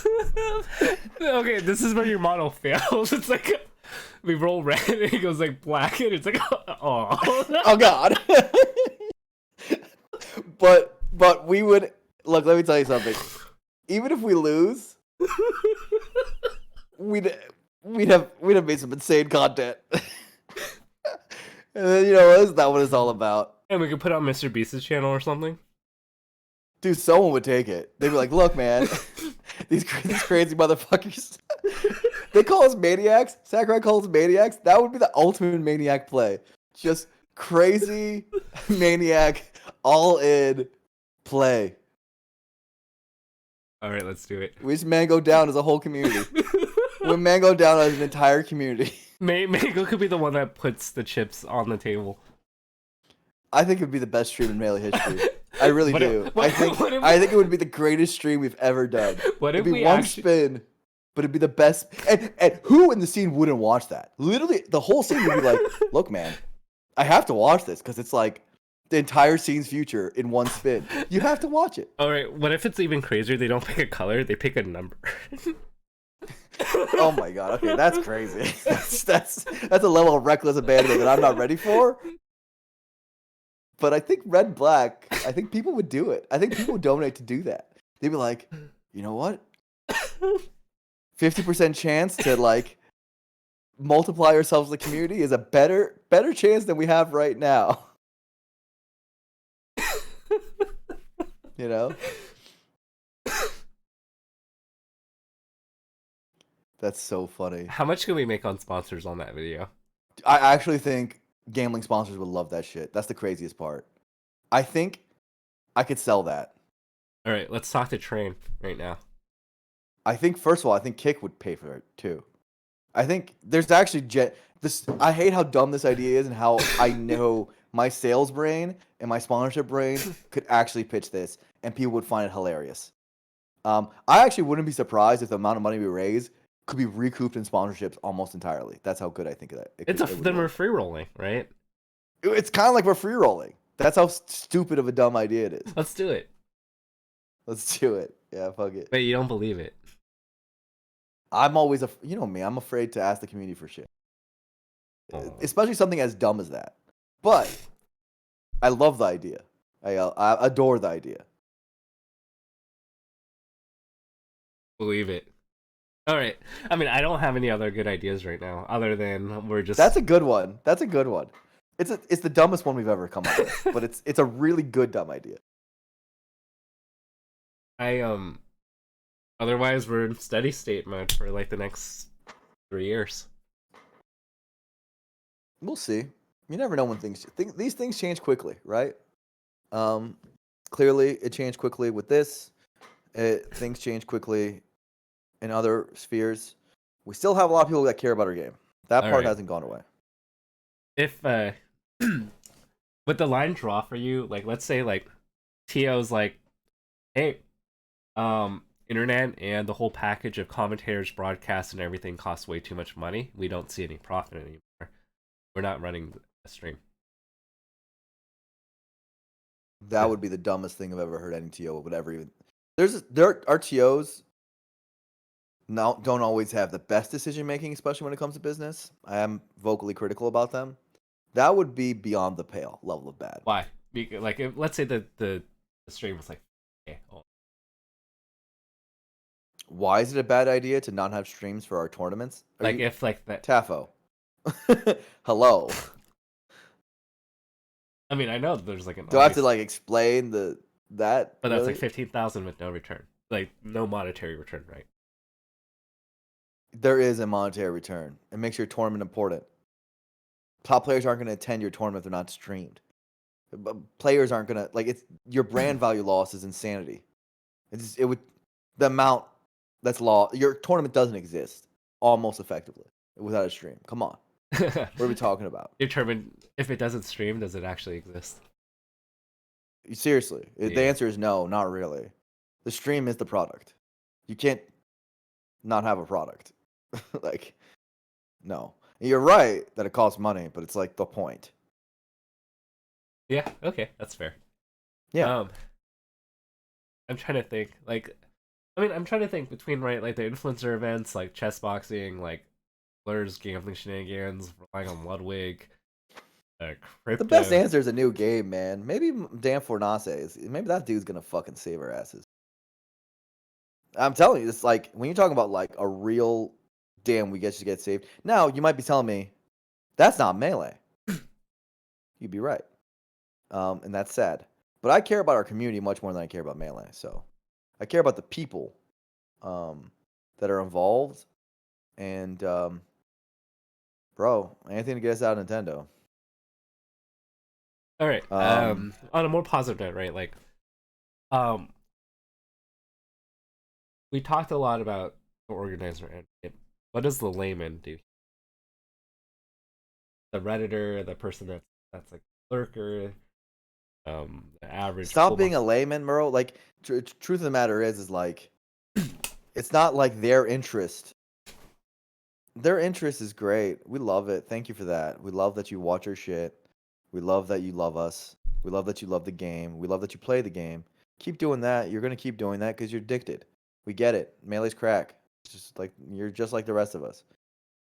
But more realistically, like we need people who actually do work. So the small percentage of you who resonate with that thought and are actually willing to do it and are somehow willing to sacrifice for the greater good. It's kind of what we need. I appreciate your interest. That's dope. But we have a lot of interested people and a lot less people doing work. So that's kind of what we need. What does that mean? My answer is stop being a layman and be a, you know, be a TO. We need TOs. And be an assistant TO if you have to be. Help your scene. Bring setups. Do something that contributes. Anything that contributes. More than just your eyeballs and more than just playing the game. I appreciate you doing those things too. Those things are good. Obviously, any interaction with the scene is good. But anything you can do that contributes back to the scene is good in these times. Literally anything. That would be the number one thing. And sometimes that means being an apprentice to someone else who's more experienced in your region. Sometimes that means like just hopping on an existing project and being like, and it doesn't have to be your own entrepreneurial task if you don't feel like you have the skills for it. But yeah, it would be actually contributing to the culture. If you really care about the culture and you think it's important for the world, which I think it's very important. Tavo, small spiel. Small spiel. Yeah. When I was younger, when I was actually the most active of TOing, I always had, maybe because of my parents hating video games, right? And I always had a lot of shame, right, about what I was doing for a living and spending my time doing, right? I was taught to be an engineer, doctor, or lawyer. I became a software developer, but I still spent all my time on this Smash Brothers crap. And I had a lot of shame around like contributing to this video game ecosystem. What is the real contribution to the world? Couldn't I be curing cancer, right? Like, what's the point? As I've gotten older, I've realized the value of what we do and how important it actually is. Um, I actually, the more time I'm away from it and the more I see its impact on my life, I think COVID was a big part of that, the more important I find it. The truth of the matter is, whether we like it or not, our generation's greatest contribution to humanity, if you look at where people put their time and what has been developed the most in the last decade, is social media. When people aren't at Smash Brothers events, when they aren't in this community together, what are they doing? They're on social media getting a little sadder by the second. That's genuinely true. Most of the people that are at our events are at the highest risks for suicide, isolation, for like literally look at the numbers. Every year it goes up for especially young adult males, which is our primary demographic. It's also true for females and all the basically everyone who goes to our events. They're very sad. A lot of sad and lonely people, right? Our sense of community, the thing that we've built, is precious for a reason, right? It's precious because for a lot of these people, it is their social outlet. Like it's what they do. It's actually, for being honest, for most of these people, it's the majority of their friendships, especially once they get into adulthood, right? It's what it's become. I can say that for myself. Most of my friends are Smash people, right? That's just true. And those years of COVID, I realized, oh my God, like not having Smash is really fucking brutal. Not I have other friends, but like Smash is such a huge part of my life that it was particularly painful. And that step time away, I realized that so much more so. I think this time, the in person, and online friendships that we've made are insanely important for the collective mental health of the community that we've built. And it's our corner of the world that we have a responsibility toward, right? These are our people, and this is what I care about, right? And I genuinely think that there are a lot of people in our scene who are served on a very deep spiritual level by the communal connections that we've made. And many of them, I don't know what their place in the world would be without our community. Like I don't know where their outlet would and what their um, genuine happiness and general happiness without it. Sometimes it's the coolest thing they got going. They hate their job, maybe they have a bad relationship with their family, they're alone, they're scrolling on the internet all day. This is what they got. This is the thing that makes life worth living to them. That's how it is for a lot of these guys, and that's just the truth, right? That's what it is, and what it has been for our community. And so when you ask me like why do I care about preserving the culture and why I think what we do is important, that's honestly why. Because I actually think the people who go really appreciate it and they really need it. Like our world needs this right now. Our world, in order to cure and be a panacea against that loneliness that social media seems to be making worse by the day, the farther and farther it seems like, and the more isolating our society has become, these sort of things, these communal things, um, are the thing that cures that. And so what we're building is important. It's really important. It's actually fundamentally important to the general health of our society. So I just want to say that just because I think that like, when asking people to make these big risks and these big plunges of like, why do all this free labor? Why do all this work when there are so many incentives against it? The answer is because it's genuinely important. It's genuinely making an impact. Why do we care about BTS so much? And why do we care about all this stuff? It's because they made a good, positive impact on all of our lives. Like, we really appreciate that. We really love those motherfuckers. Like, they did so much for us. And I love every single person there. They have so many good friends. And they felt like a family because it really helped their lives and they were enriched by it. And so, yeah, I think life is about love and connection. It's about the personal relationships we make along the way, and that's what we're giving people. We're giving people that, and so I really think it's important, and I want to preserve that culture. We've built an incredible thing. We've built an incredible thing all these years. It's really a towering accomplishment. This Melee community, this Smash community in general, it's an incredible thing, and we have to hold on to it. We have to fight for it. That's what I've always felt. Yeah, hard to kind of go off of that because I think it was really well articulated. I mean, if you look Yeah. at like a lot of our top players, right? Like it's in public, right? Like Homemade Waffles said, like I think he said this publicly about like his life would look really different in Melee, and I think I've had some personal conversations where it's like, yeah, like it's Hmm. so easy to give up when like you're starting an environment so doom and gloom, but like Melee was one of those things that helped motivate going. Mango would have probably been in a gang, like if Yeah. it wasn't for Melee. So like, there's a lot of like, and I'm not saying we're perfect as a community either. Like, I Yeah. know there's someone in the comments that are gonna be, oh, but what about this? Like, we're not perfect, but like, there's We been a could we lot do of better with women. That yeah, that that one we're bad about. We're real bad about that one. But yeah, continue. yeah, and so I think. I think for a lot of people, maybe the younger crew, like it's easy to. I mean, such a cliche, but like it's easy to forget what you have until it's no longer there. Hmm. And so whether like, and yeah, like some people have friendships, relationships that extend beyond Melee. Like I think there are people that I hang out with from that I don't like Melee. But yeah, this has just been like a really awesome conduit for community. In It's done a so much for my life, so much for your life. yeah, um, We're like, look at us, bro. We're talking right now.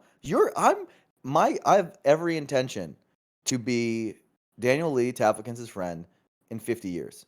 I'm so excited for when we're fucking 80 and we're old and we're hanging out because that sounds incredible to me, yeah, right? That sounds like a fucking great time. I made lifelong friendships through this game, right? And that'll happen. That'll stay whether if Melee doesn't continue or not. I'm gonna be Daniel Lee's friend, but it just goes to show the kind of bonds that have been made across the way, and so many, like we're talking about millions of bonds. So many people have been touched by this. Like it's not a small number. This is such a large community. No other esports quite like this. Where I find a hard time finding that same passion when working in other games, even though I'd sometimes like those games, it's because it doesn't have that particular sauce that fighting games often have, right? Where there's that pure bond that gets built for over time, right? Which goes far outside the game, and it's really the number one thing that I care about when I talk about like the value that the game has added. You know, competing, and I actually think the game itself is dope too, right? And that's nice, but it's really not the value. The value that the game brings is primarily the community it adds. That's like really the point. yeah. And I think like, and to add to this, and um, there are so many people that I've seen grow up through Melee who've got their confidence, like who've developed social skills through Melee, through their confidence, self-efficacy, like the path to improvement, discipline, comfort, relationships, love, camaraderie. Like it is very hard to get that. Like I think you highlighted it with COVID, right? Like if you want to like let's say you're out of college, like it is really hard to find friends. Like it is really hard. Like try like if you America, especially, it's such an isolating country. It's insane. yeah. Like do you go out to a bar like and you like talk to strangers? Like it's hard to like it's really hard to get relationships, and it's so Hmm. crazy to me how many relationships have formed just like organically just through being in the community, going to Smash Fest, going to tournaments, seeing the same people over again, people that I would have never met in my natural social circles, right? Like I've Hmm. met people from all across the world and all across the country, people from backgrounds, races, like I've like those opportunities would have not come to me had it not been for Smash. Yeah, I mean, in our cases, our whole careers got built around Smash, right?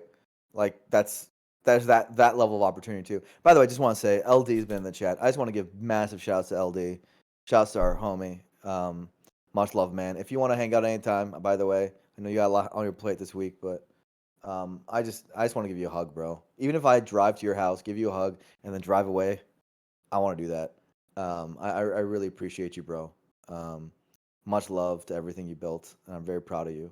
Regardless of this bad end, it's still a beautiful, beautiful journey. But yeah, dude, you're right. In terms of talking about the value of the Smash scene, um, that's it. That's the one, right? And that's the thing that we have to preserve. And I think in any form we have to preserve it. And it's also primarily why when I talk about and I care about our independence, I care about keeping the culture alive most of all because I think the ultimate thing that we have to protect and guard the most is keeping that culture and we have to keep that part of the vibe right? That part of the vibe has to stay because that vibe is what's actually beautiful about it. I don't want us to transform to a point where we don't recognize that part of ourselves, right? In any form.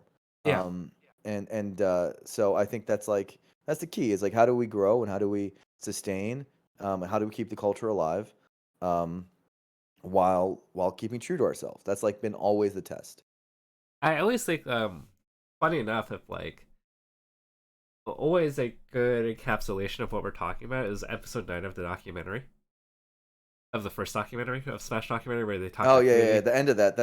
It's such a good episode. Like, if you haven't watched that in a while, it just like show like how beautiful the Smash community is, like at its best, Hmm. like in its best parts. Like, just watch like the last like 5 to 10 minutes of episode 9 and like Yeah, get it. you'll get it. Uh, Iblu says all those things can exist without major tournaments or orgs like VGBG BTS. Yes and no, man. Like, so yeah, you're right. Locals are important, and those kind of bonds can happen there, and that's great. Um, but I think that the large spectacle experience where everyone gets together, the large family of reunion experience, which super majors have, is important.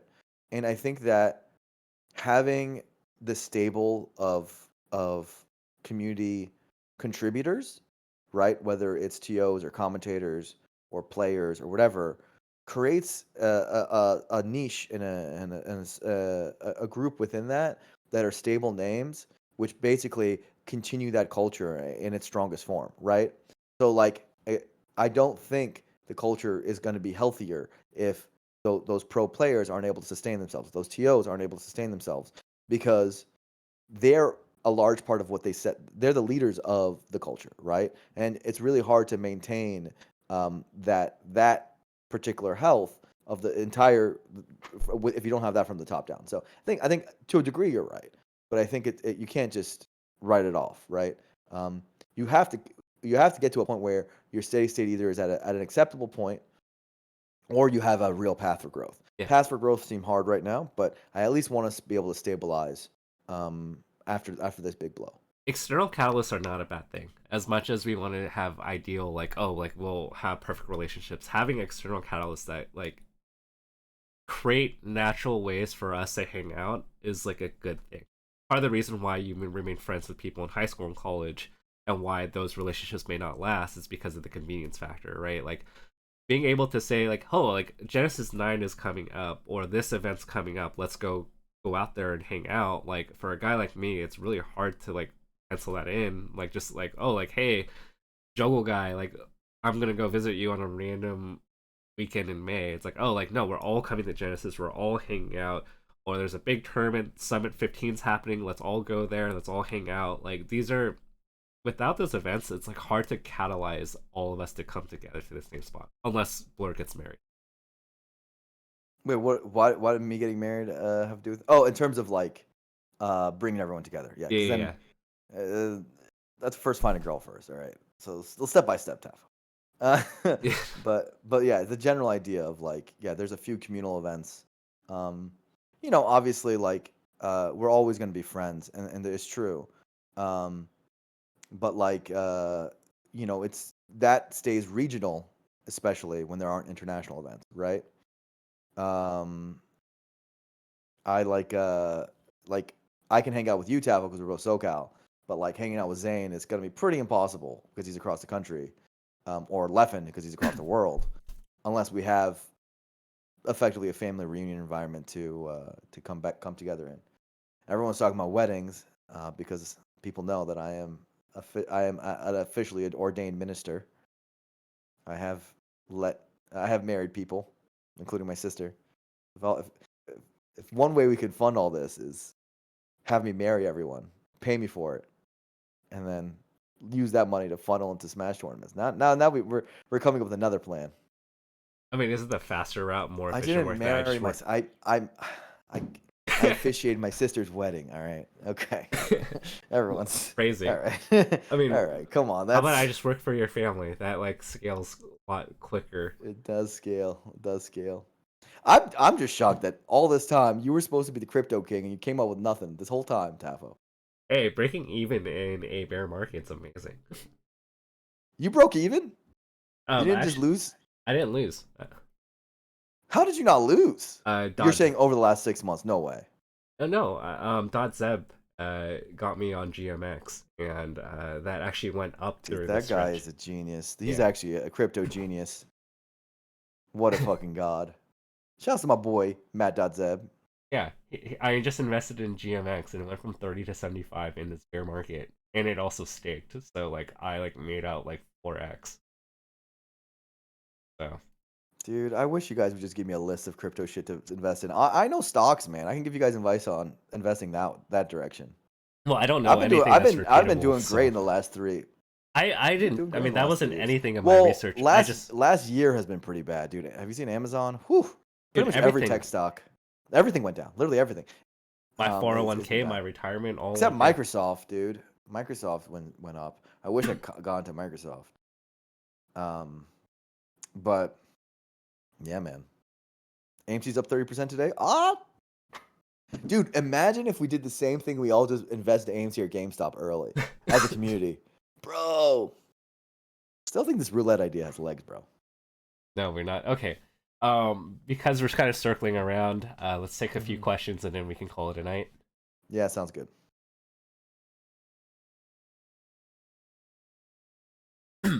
Questions from the Peanut Gallery. Peanut Gallery. Let us know. What is your thoughts? Do you have a thing to say?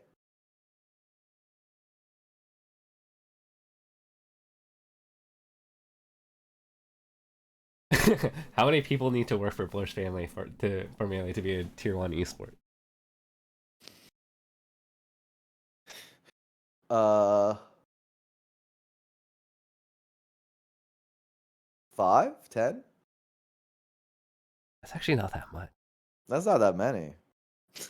Weed's like, I volunteer. It's like Dude, Hunger we Games. could just teach 10 people to use ChatGPT to write Python scripts, and that probably works, right? That probably is enough, dude. GPT, man. um, what do you think about a TOing school? Or like how does mentorship happen within the TOing event organization space? So I'm not saying just running brackets, right? Or just but also the business side of it of like finding a venue, negotiating and all that fun. Um, Generally, you go to your local TO and you ask, "Can I be an assistant?" And then at some point, you become known enough within your local region to run your own events, or if you don't want to, you become part of an org, and that TO starts bringing you along to some bigger meetings. That TO usually talks to one of the old heads, um, and I'm usually the only one who actually responds. So that's often me, and they give you some advice, maybe. I don't know. It's kind of the way it goes. Um, so I'd say that's how mentorship's done in the scene in terms of passing knowledge down. Um, if there is any, but yeah, we don't have a great system for it or anything. I actually have a question. What do you think top players without a huge stream presence should be doing? Well, Like if they were your friend, right? Like if they don't have a big stream presence and they're a full time top player, then what the hell are they doing? Um, so if you're asking talking about like someone like Laud, please keep being a doctor. Do not stop doing that. Is my answer to him. Please don't stop ditch the doctor thing for Melee. Is what I just continue doing that. If Melee is their full time thing and they're not streaming, they're just literally not. They're unemployed and they're in denial because streaming is a big part of that. so you have It's like the only real viable way. got it. Yeah. Um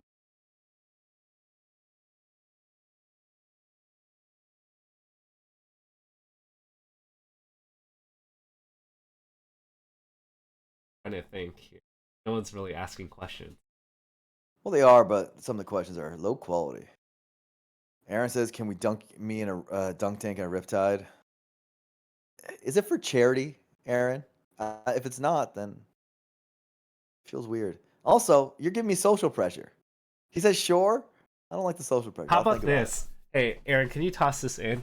You can pay $20, and you can dunk Blur into the dunk take. And in addition, you get bragging rights to say that you beat Blur in a set.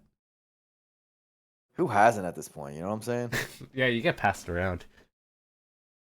Like Pastor, well, what a thing to say. No shame in that. Jeez. No shame in that, by the way. All right. Those rights can't be worth $20. Hey. Is that too low or too high? Hey. Is that too low? I mean, I feel like some people would actually pay for it. So logistically, does VGC stream more smaller events? Can as big of tournaments run without that sweet Papa John's money? Second question, those tournaments, unless they pivot and come up with new revenue streams like new other games or some other thing, I think they're gonna have a very hard time running without the BTS revenue streams. Maybe they can still make it work, but Yep. it's much more difficult.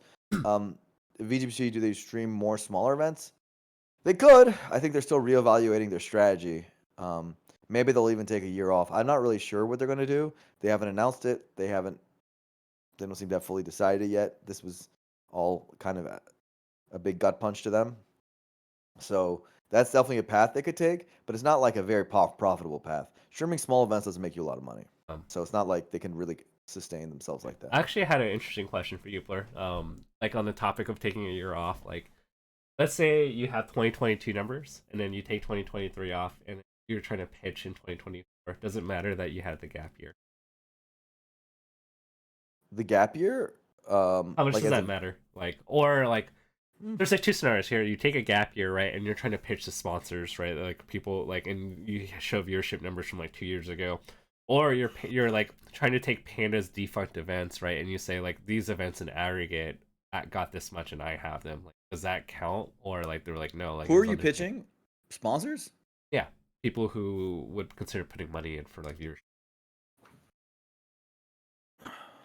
No, I don't think it matters. Because I think you pitched them this year, you pitched them last year, or you pitched them next year. We're probably having a hard time securing sponsors given the current environment. So I think what I'm proposing is that's not the type of pitches we make Should we be this year making or pitches next now year. Not really, not great ones. based on last year's numbers? I say not really because I think that like our sales funnel isn't very good right now because we don't have the macro environment for it. We aren't combining events to a greater whole. We don't have the BTS package. We don't have the VGBC package of multiple events in one package. So like, what are we even selling? Like, what's the inventory that we're talking about here? Are we talking about can we sell a sponsor to Riptide and Riptide alone? Maybe, but like you know, All right, if you're this gets probably going to be spending as much on the salesperson as you are and how much revenue you're going to make. all right, So so I think what's really required is a change in vision for the macro level, or at least at the micro level. Make the events bigger than they are and plan to be by again going horizontal, so that your sponsorship is more appealing. well, okay, let's put it this way, right? I'm a TO, right? Like a big TO, right? I'm like looking at the writing on the wall. I'm like, oh, this is really rough. Like, what is stopping? Because I think people are putting two together. I'm pretty sure.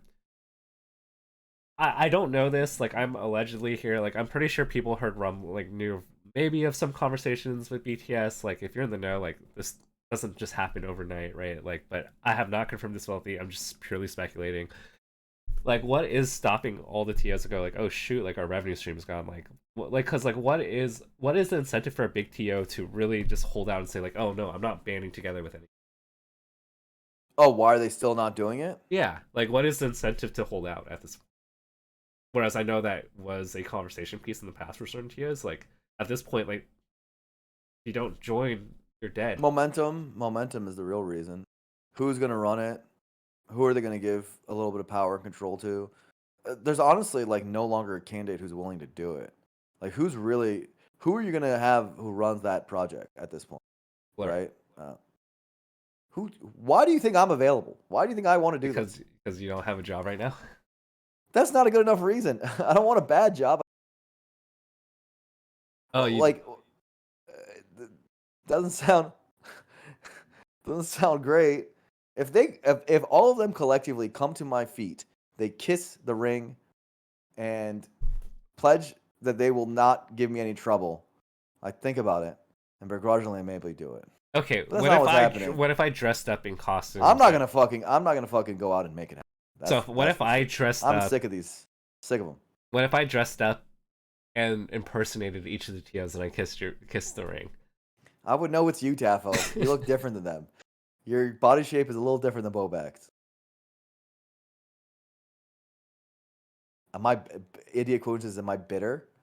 I'm not bitter. I'm just not dumb. I'm not gonna make a business venture with people who don't want it. Right? I'm not gonna form partnerships and make. I'm not gonna like try to railroad this thing as one dude. Like I care about communal consensus and understanding. Um, and Tafo might want me to do this. Some people in chat might want me to do this. But if the people who actually run the events aren't asking for it, then I'm not gonna make an effort to make it happen.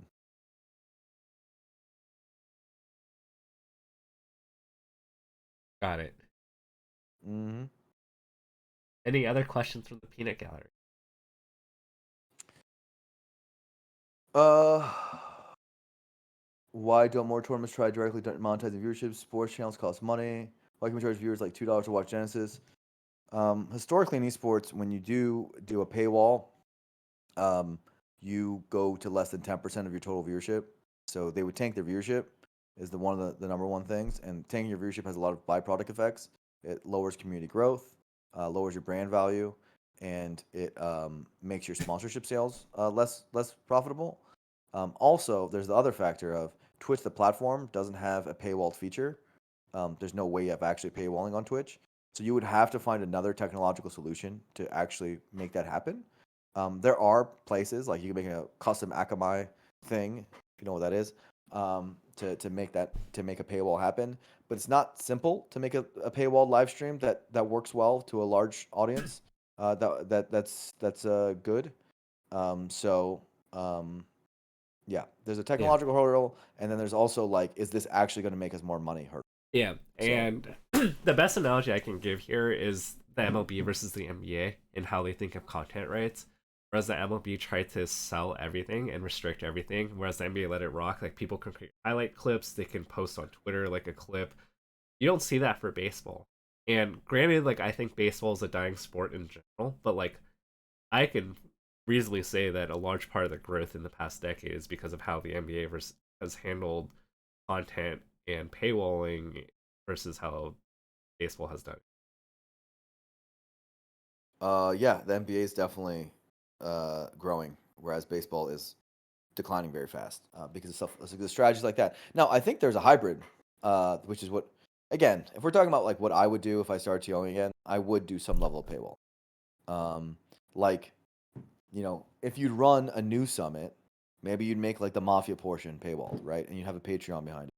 And you could have like a large TO Patreon, which would, have certain portions of the event or certain parts of the content that you get through having access. Maybe behind the scenes stuff.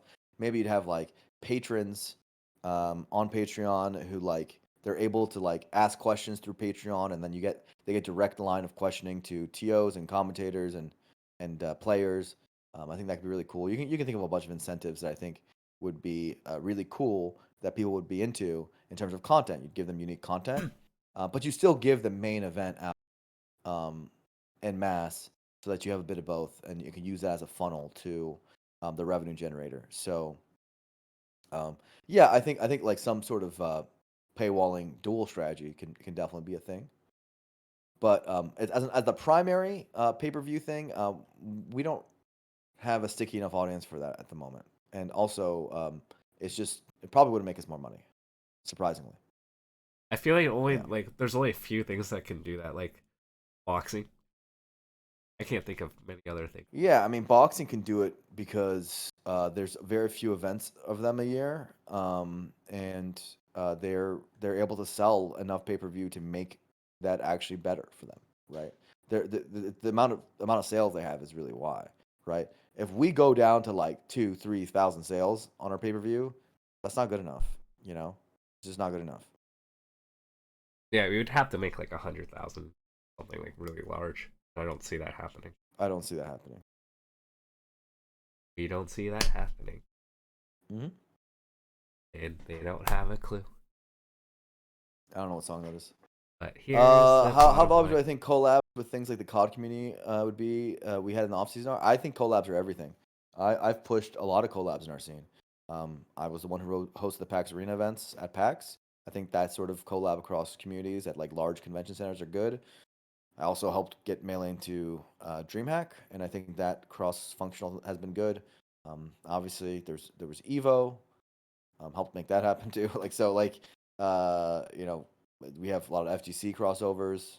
I remember I ran the SCR portion of Melee. Like I'm big into crossovers. I think crossovers grow the scene a lot, and we haven't done enough of them in the last couple of years, and I think it's been hurting us. Um, but yeah, I think any sort of crossover into other gaming communities of like-minded people is a way of gaining audience. Um, so, but again, like I want to really emphasize, we always need to grow audience, and we always need to care about garnering interest. But our problems right now are structural. They're not about audience, right? I think I have a billion good ideas of gaining audience. I have a lot of really good ideas in gaining audience. But how to get them done on a structural level and how to fix our structural issues are really the bigger ones. Like, how do you get people to actually TO? How do you fill out the calendar? How do you, um, you know, make it sustainable for everyone involved? How do you not have a brain drain of time? These are the real problems, the ones that really deserve focus. How do you get more COD players interested in Melee? It's like something that's nice and would be cool, but it's not really the fundamental issue here. A bigger audience would give us more money. You know what's crazy, idiot quotient? Not really. Not really. Wouldn't really. That's the problem. It really wouldn't. Now, a multiplicatively bigger audience would, but a 10-20% increase in audience would change nearly nothing. And that's the kind of things that, unless you have a multiplicative solution, which is much harder to get, then you're not actually solving the problem.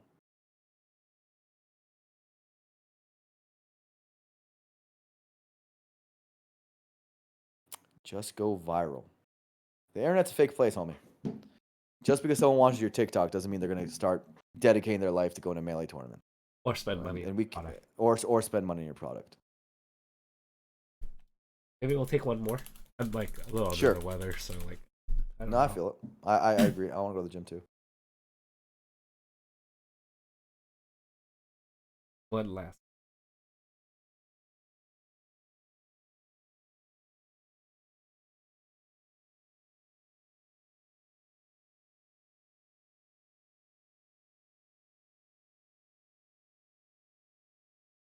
Try to get a good one. Someone come up with a good one, quick, or else we're just gonna go.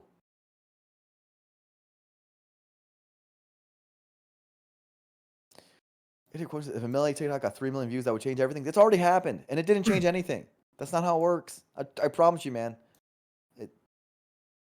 It's TikTok is not that as important as you think it is. It's cool when things get explode on the internet, but it's not. It's not gonna change the game as much as you think it will. What's your favorite BTS memory?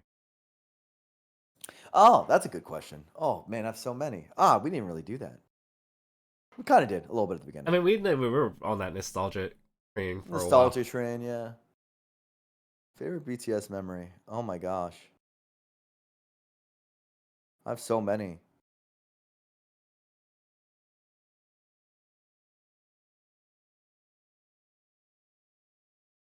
You first. I'm gonna think about it. I don't know if this is a favorite, so I'm gonna tell a funny story, and then I will. This will stall time for us to actually think of like our favorite moment. Mm-hmm. There's one Mafia game, right, where we're playing, and Camp Hotbit was the narrator, right? Mm-hmm. And I think we were down to like 6 people, like 7 people left, and it was starting to get really confusing. I think at one point, like Westball's got, um, I thought Wes was Mafia, and then he like gave a response after getting killed that like made me think, oh Mhm. shoot, like I was like wrong here. Like I think he was Town, and we keep playing the game, and then everything just gets weird after that because I'm just like, what is going on here? Like nothing's making sense. And then like it gets down to I think like 2 to 3 people left. I think it's like Scar, someone else, and someone else. And they're like, it's got to be you. And it turns out at the end that there was no mafia. It was just Kim just randomly Yeah, killing yeah. people I remember everyone. when he did that. Yeah. And then he just started yelling at the camera, didn't he? He was like basically making fun of chat who Yeah. thought they knew it all. I think That was very funny. A little troll by Ken. Dude, I actually really like all the mafias. I don't want to give that. I don't want to give a mafia answer because it's silly yeah. almost, but I All really right, do like all the I'm gonna mafias. keep stalling for you. Remember that one Yeah. mafia where Mango was cop and they like insta killed all three mafia like because Mango guessed the Oh two yeah. like it was Lovage, Vish, and Hungrybox who Hmm. were like the mafia of that game, and then like Mango insta killed like all three of them. Yeah. They they're talking about the history of Smash skit. I think that's the all time best one. I think the history of Smash skit is probably my favorite skit of all time. Do Yeah. you agree? That's the goat. I think it's the goat. There's a few others. I really like Mango Shab, I was the just gonna time say the traveling. Back to the Future one was really good because they That's a mentioned Puzzle really good Fighter. one. Um, but- yeah, but I think history of Smash I think what you is need to so do insane. actually is you need to tier list the all the Summit skits. That should be your next That'd be topic. fun. That'd be a funny one. We could I probably think skip the first 2 to 3 because now summits. we have a complete set, right? It's Yep. like now, like it's kind of like ranking the Metal Gear Solid games, the Castlevania games. Or like it's like we know there's not gonna be any more, right? Yeah. It's done. It's so you. This is the time where you can rank them. This is if you're gonna Yeah. ever rank them, you might as well rank them now that we know for sure. Um. So yeah, that's yeah. Let me think. So I've obviously a lot of Summit memories, a lot of very fond memories. Um, I'd say like still the early ones really stick out with me, like early summits with K-pop. Shout out to my boy K-pop who Yeah. helped establish it. Just like I don't know, Ken Chen one day, this is before I worked at Summit, hit me up on Skype and was like, "Wouldn't it be cool if we had like a take story thing?" Because he knew I'm a StarCraft fan for um for Smash. And I was like, "That'd be awesome, but who's gonna do it?" He was like, "I think Beyond the Summit would do it." I was like, "No way," and because he was into Dota, right? And we got on a call, and K-pop was just like such a great like K-pop is such a great person. I haven't talked to that guy in a long time, but just a really good, exuberant Southern guy. Um, and he was really passionate about it. And just seeing like that all go, and also their approach to accepting the idea of a voting system, which came through in a call with I think it was like me, K-pop, and Sean from Smash GG, who just was like, "What if we did this? We want to do new way of voting," and just seeing like the initial. I think seeing the initial like first voting and seeing it go well, and like really feeling that. I know people like were so far removed, were so many summits removed from that first voting system, but that was like an incredible triumph. I think that we all felt we were like, "What? People are giving money to this, and it's working really well. And people are actually campaigning. Did we just crack the code?" And then going through with the whole event, and just like the first one, two, three summits where the formula was really made, um, I think was like a really special era that I like. I don't know, I'm really proud of. It's an era where I was like the most involved. So obviously it's personal for me because I think it was like I was really just proud to see something like that come from idea to like full creation, and made a lot of friends in that process. Right, that's when I first got to know like LD and K-pop and that their whole team, and I was just so impressed with all the work they did, and Grace and everybody that made those first ones go. And of course, it all evolved from there, and Slime came on and became changed their whole content vision, and of course the later era with Mikey and Rachel and all them, to make the latter end of them go well and iterate on the But I think like yeah, I'd say that. I'd say um I have a very hard time picking only one or two things, but I'd say just their introduction to the scene, and seeing how well it went and see how smoothly it went is something that sticks with me. Yeah.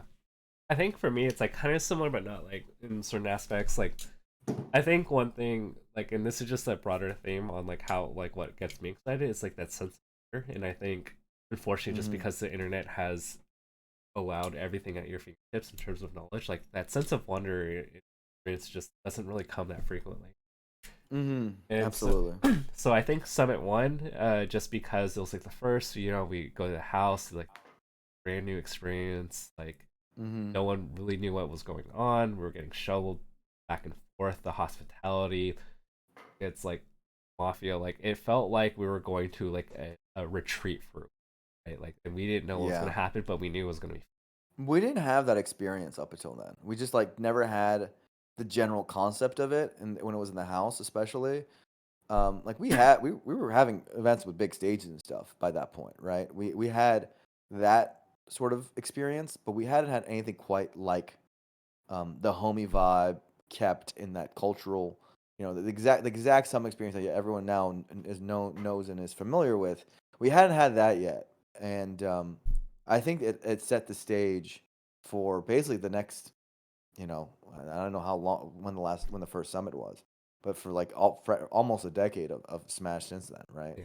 I mean, Um, you'd it have. basically set a huge cultural tone in how we approached our own content. I think a large part of that too was, because I was in SoCal, NorCal, like, we would have those weekend trips from NorCal to SoCal, right, where you get to know people within that region. But Hmm. never before did we get to hang out in such a small, intimate group, where like Yeah. it felt like you can have that like 2 a.m. conversation with like Armada, right? And that Mm. opportunity never really came before. Well, that's not true. Well, like up until I, that point. I, I was up until 6 a.m., 7 a.m. talking to Armada just last tournament at Genesis. It was I mean, me, but like Zane, and in Armada, but and like we were in a 20. circle just talking. No, back then I was doing that too. Me and Armada, pretty much every tournament we went to on the Sunday, we'd stay up until 6 a.m. Until the Monday, talking to each other. I love that mother. I Yeah, love yeah, Armada so much. People don't understand. That man's. I love that man. I would take a bullet for him. yeah, I'm yeah, not gonna yeah. lie. But I think So just the we sense do of the stuff chill. like that. We would still chill with each other. That was always been a thing. That's been a thing for a long time. But you're right that there's something special about being in the same house. Yeah, it was like chill, right? Like it was yes, it was a competitive tournament, but the first 2 days debatably weren't. And so like it felt refreshing that the competitors did not feel super pressured. Like and like there was that time and space available for like us to just hang out, right? Like normally Hmm. at a Smash tournament, right? Like maybe you hang out on day zero, and then day one they're in competitive mode, and then maybe at the after party after the final day you get to like hang out for a bit. But it felt like we got a good 2 days with 15 players. Yeah, yeah, no, you're right. And especially things like Mafia. That Yeah. helps a lot too. Yeah. Okay. Well, I mean, I think this All was right. a really This fun wrap, stream. dude. I liked it. I liked this. Was a good show. I had fun talking to you, homie. Yep. Yeah. So yeah, thank you. We're gonna put this on YouTube. And yeah. Mm-hmm. I hope you have a great night, Blair. Much love, homies. Love y'all.